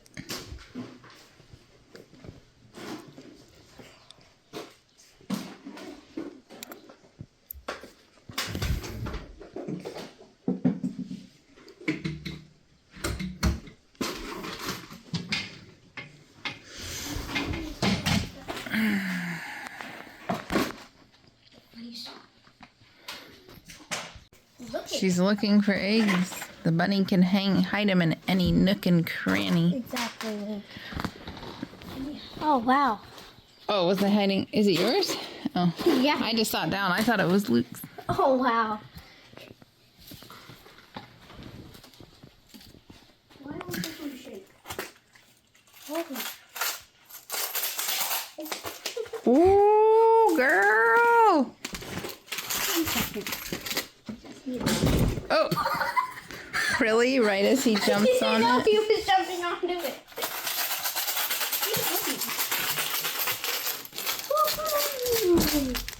Let me see. I got money. You did? How do you know? I can use this for rollback. Oh my gosh, you and your... Okay, let's keep finding eggs. Don't counting money yet.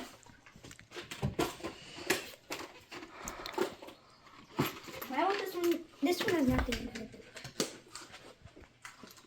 Hey, stop peeking in your eggs.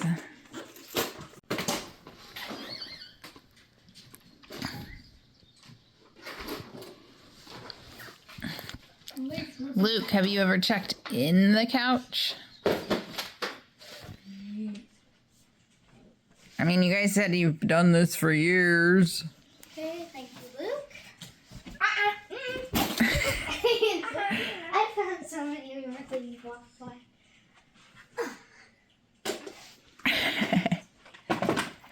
Go over the whole house or find them. Well, oh, you're gonna lift the couch, huh? Maybe you could always look under the couch.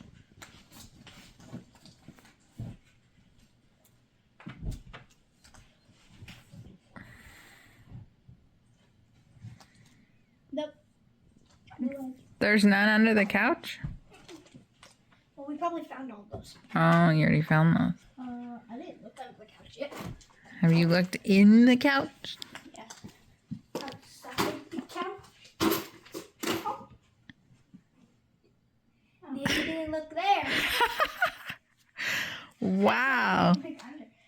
You cannot be talking, Luke. But you didn't look there, huh? I just did. So. Well, you did it earlier when you were in here.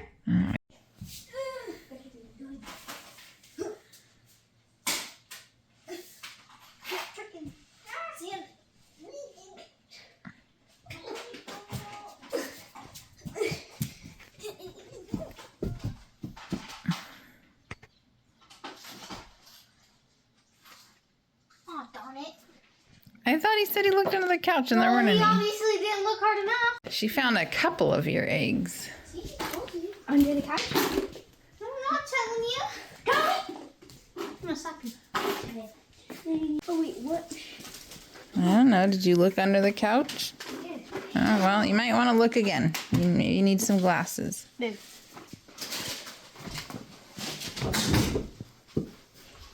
Ah, you found that one, huh?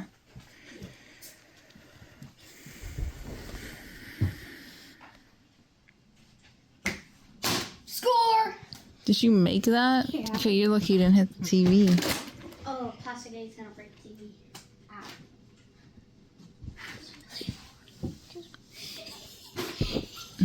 Stop laughing. Goodbye.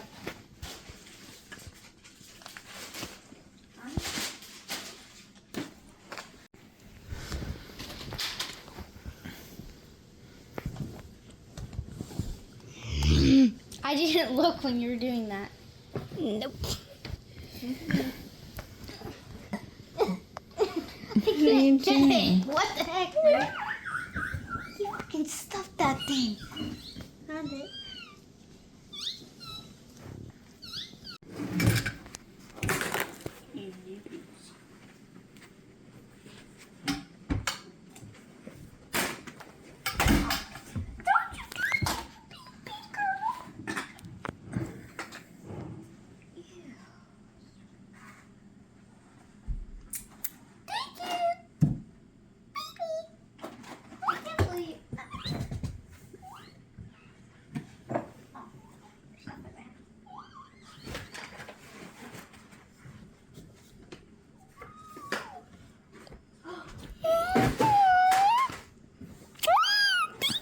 Did you look in?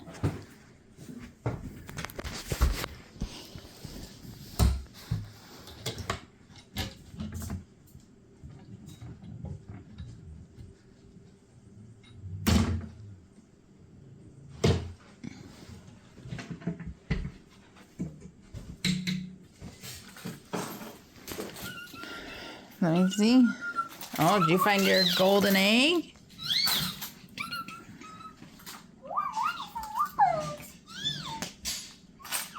Or you could save it. I know a game I want.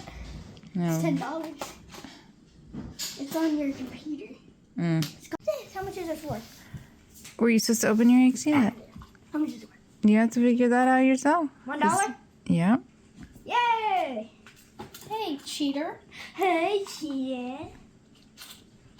Okay, put it away. We've been checking some places at the computer. We found one right there. One right there. Yeah, right there. I know that. Yeah, I passed that like Okay. 10 minutes ago. There's none in there.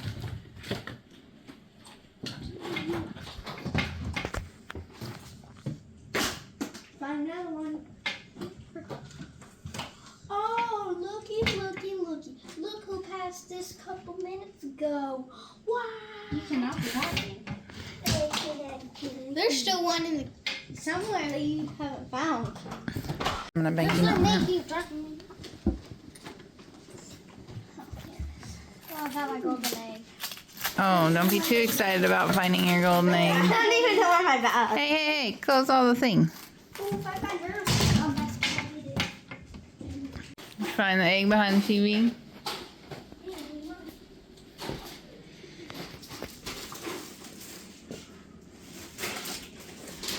Hey, hey, hey, hey, hey. What? I'm not gonna ruin. How many eggs do you guys even have?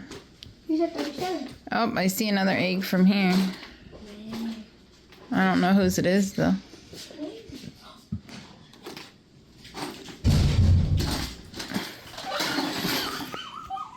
Oh, did you find another one? Wait, let me count. My eggs. Count how many eggs. 2, 3, 4, 5, 6, 7, 8, 9, 10, 11, 12, 13, 14, 15, 16, 17, 18, 20, 21, 22, 23, 24, 25, 26, 27, 28. I have 28 eggs. So I think you have about 9 eggs left to find. 5, no, 5, 6, 28, yeah. How many do you have? You have 28? 9. You have 9? And we have 37? Yeah, I said about 9. Oh, you found another one? No! What'd you do? Just lose all your money? Pennies and dimes. Ah! Find your eggs. Why don't you turn around and look down? There's probably like 5 eggs over there. Oh, yeah, I see it. It's yours. I know. Now I'm 29. Roll it to her.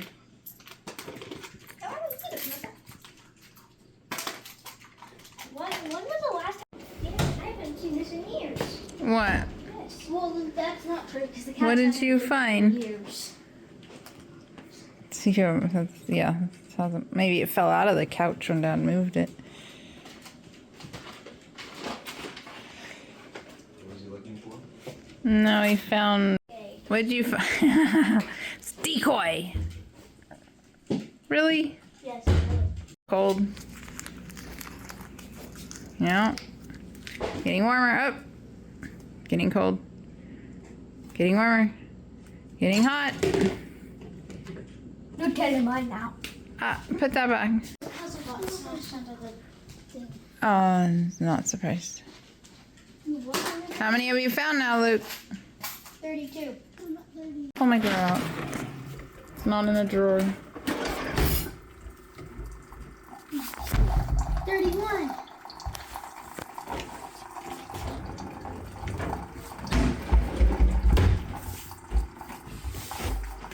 Oh, found another one of your. And you said your brother's bad at this. Oh, no. I've only missed like 2 and he's missed like 5. I wonder if he found that one. Actually, he did. What do you mean? Is that your egg or is that your brother's egg you just found? Yeah, keep going outside.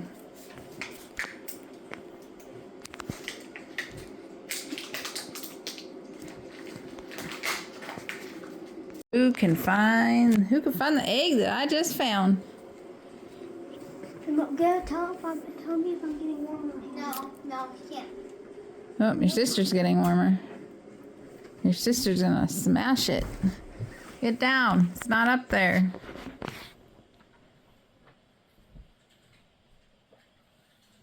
She cannot see the egg. Look in the cracks of the couch. Is it yours? She found it. Look in the cracks of the couch. There could be more. That's just one I happen to see. Yeah, I saw that. Supposed to be 2. Rachel. Rach. I saw that one multiple times. Money. Oh, you put the pennies in piles of 50 to make 50 cents. 1, 2, 3, 4, 5. Ah, nothing in there. Did you find another one, or that was just one that fell out? Weren't in the basket. You're a big boy. What about opening the cupboard? Wrong cupboard. Luke. There might be eggs in here.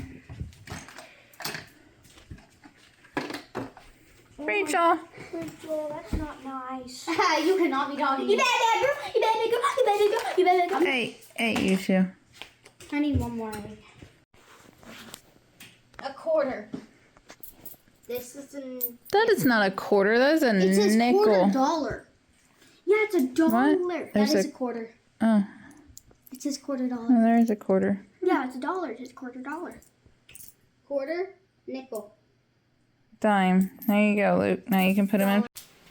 What'd you get? That's yummy. Krabby Patties. Krabby Patties. These candies are better than last year's. Yeah. Wait, are these dimes or quarters? What are these then? Those are nickels. How much are $10? Nickels are worth 5 cents. More Krabby Patties. 10, 15. Whoa, nickels are worth 5 cents. Are you counting 2 at a time? Are you counting nickels or dimes? I don't even have to count because I have my own count. 25, 30, 35, 40, 45, 50, 55. No, you're definitely missing a money egg or big shiny egg. 10, 20, 30, 40, 50, crab, 60, chocolate, 80, 90, 100. Oh, so then I count. No, 120.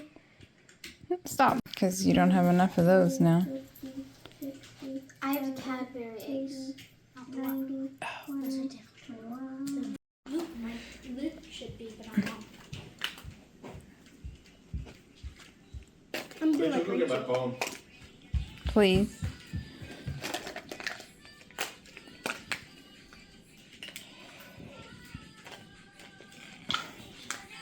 Tell Corey to stop trolling you.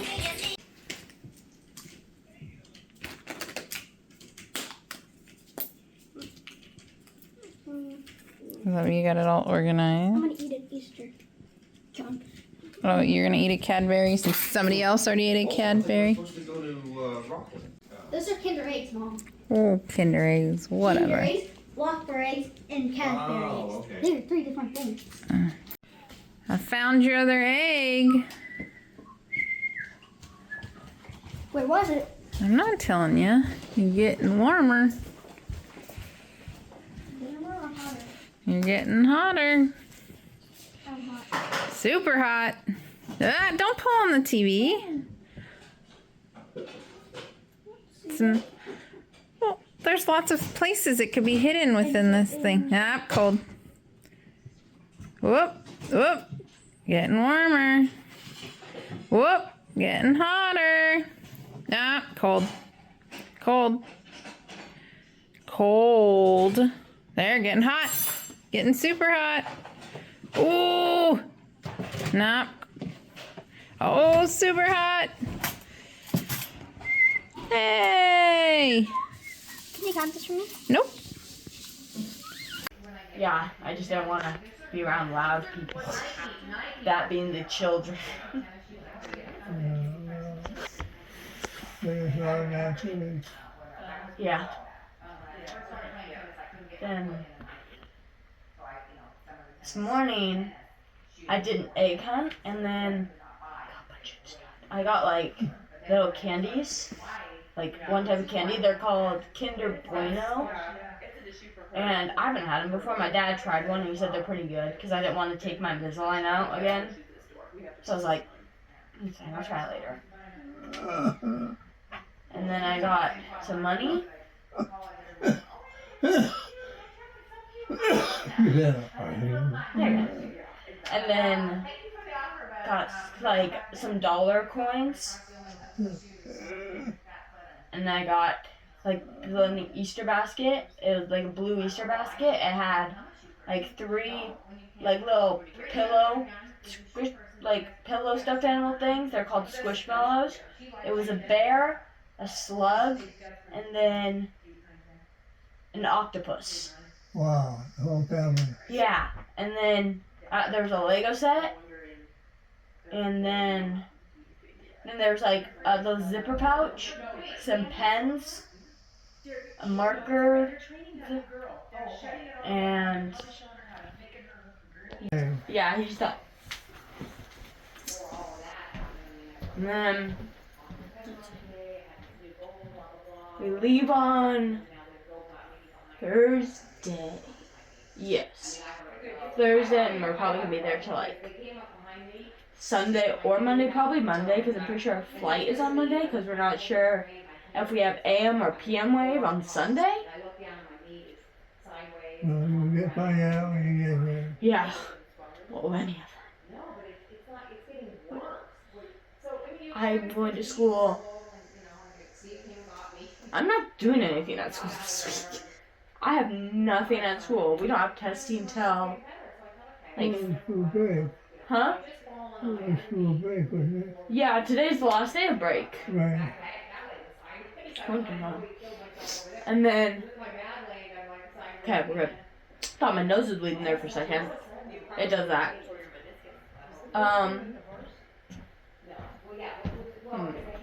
Then, because we have like state testing for school in like 2 weeks, I'd say, like 2 or 3 weeks.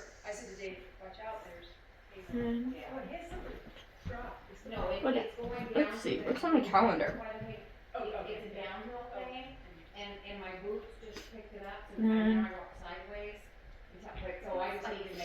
That's enough.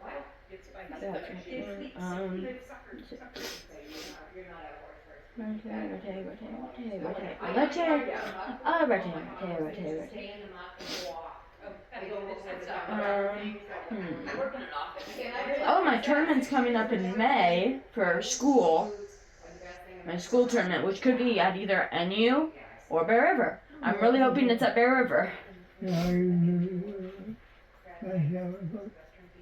Close by. Yeah, that's like way closer, better than when NU.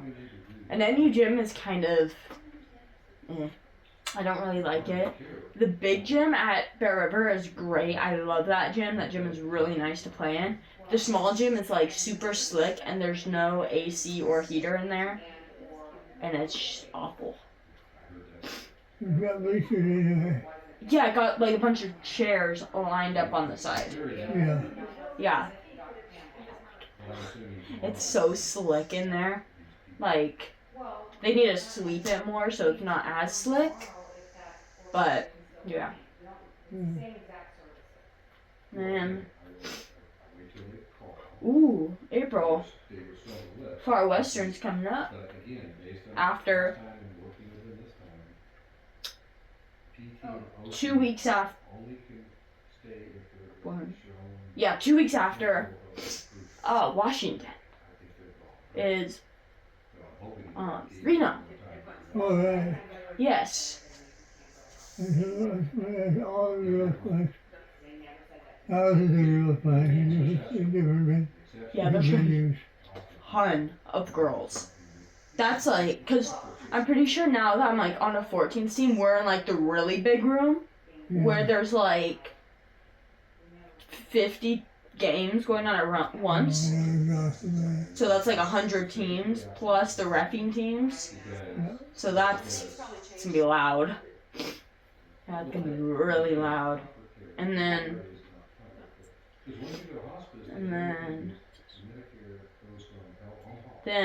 so we have 3 tournaments including Washington. It's this weekend. Well, next weekend. This weekend is today. But next weekend we have Washington. And then we have Far Westerns, which is Reno. Then we have Cal Expo again. I don't like Cal Expo. It's not fun. Because, like, the courts where the reffing is, it's going this way. It's going, like, long ways. So with it, you have to, like, when you're doing book, you have to turn, write down what side it is, and then you get confused with, like, the subbing and stuff. And it's awful. You know, hanging out. Yeah, because the things hanging down, which get kind of annoying. Yeah, we have a server. Yeah, so it's like, just go that way. Yeah. Like, get out of the way. Right. But they do have good food. Well, that's good. Yeah, they have like little food trucks outside. Yeah, another place to sit and eat them. Yeah, we have our little like tent that we set up. And then there's like this truck where we got food last time. I got nachos. And then you can also get like these huge cups and you get lemonade and it has like 5 different flavors of lemonade. And then I got the blue one last time. That was very sweet, but it was sugar. It was pure sugar. That was all it probably was. Just sugar. It was good though. More ice and less sugar. Yeah. But well, you're planning having a sports, so you're burning off the sugar. Yeah, because I had it after we had like 2 or 3 games, I think, already at that point. So, yeah. Yeah, I needed the sugar. Then I just burned it off again. Then I had Nutella, which is chocolate spread. I heard about that. It's amazing. It's delicious. Because at home, we had like just like the normal jar of Nutella. And then instead of getting like the small packs that has like the little tiny breadsticks and then like a little pouch of Nutella, we just got the big Nutella thing. And my dad found breadsticks at the grocery store that were like this. And we just dipped them in there. Yeah. Yeah, so we just had that. So we got more of everything. Yeah. Yeah. It's really good. It is really good. It's like, it's just a hazelnut spread with like cocoa powder and sugar. Yeah, so it's like hazelnut powder or whatever, and then it's like cocoa powder and then it's sugar, and it's like the same texture as peanut butter basically. I don't like peanut butter. I hate peanut butter. Yeah. And then every time I open my phone, it's Grammy. Oh, that's nice. Yeah. And then it's my dog. It's my dog. Okay. Yep.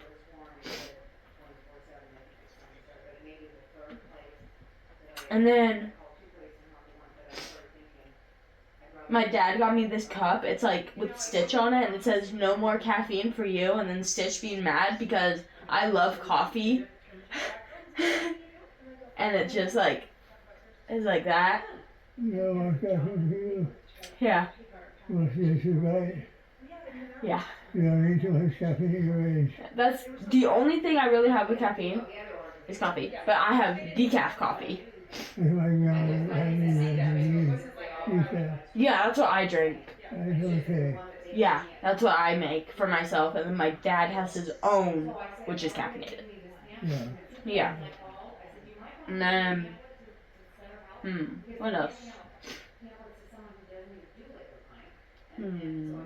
Looking for good pictures. Oh, this is my cat when Grammy was at my house to pick me up a couple weeks ago. Oh. She's just lying next to Grammy. Yeah. She's annoying.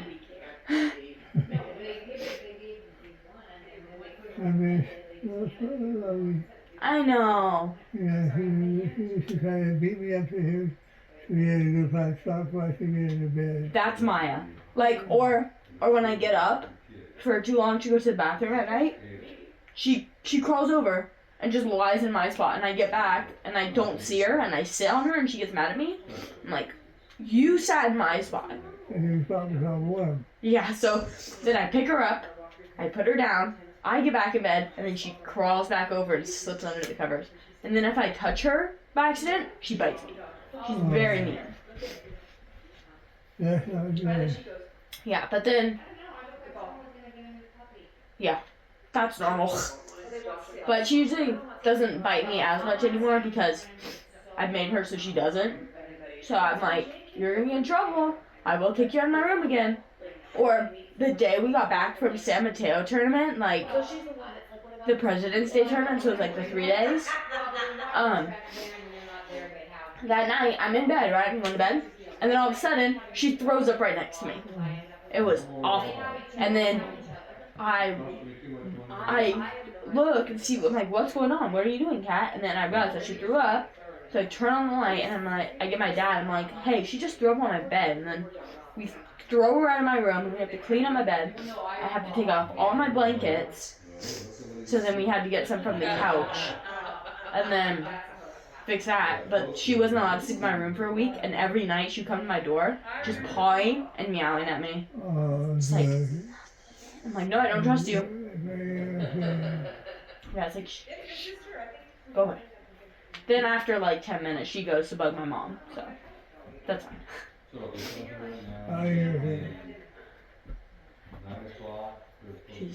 She's very annoying. She's obnoxious.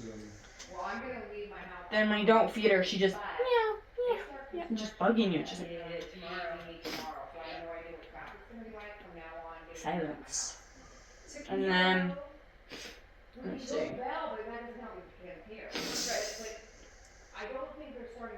And then, trying to find something else to talk about. It's like everything that's been going on. Well, thank you. You're summary. Yeah, it's like, there's always more. There's gonna be more. There's volleyball. There's always volleyball. That's every.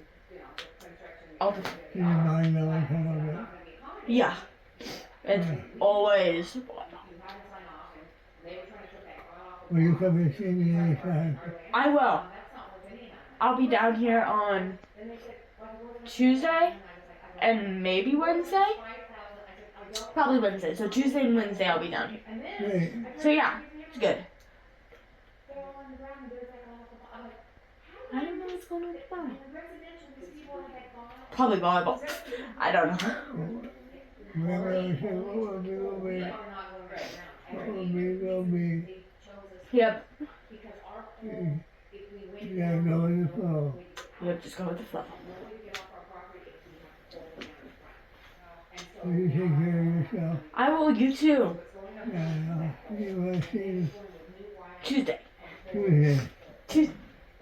Go ahead, stick in it. Love you, Grandpa. Love you, honey. You take care of yourself. I will, you too. Okay, have a wonderful rest of the Easter. I will, you too. Okay, honey. I hope Grammy makes you a nice dinner. You will. She always does. Grammy makes the best food. Love you, Grandpa. I gotta go to the bathroom. Love you, honey. Love you.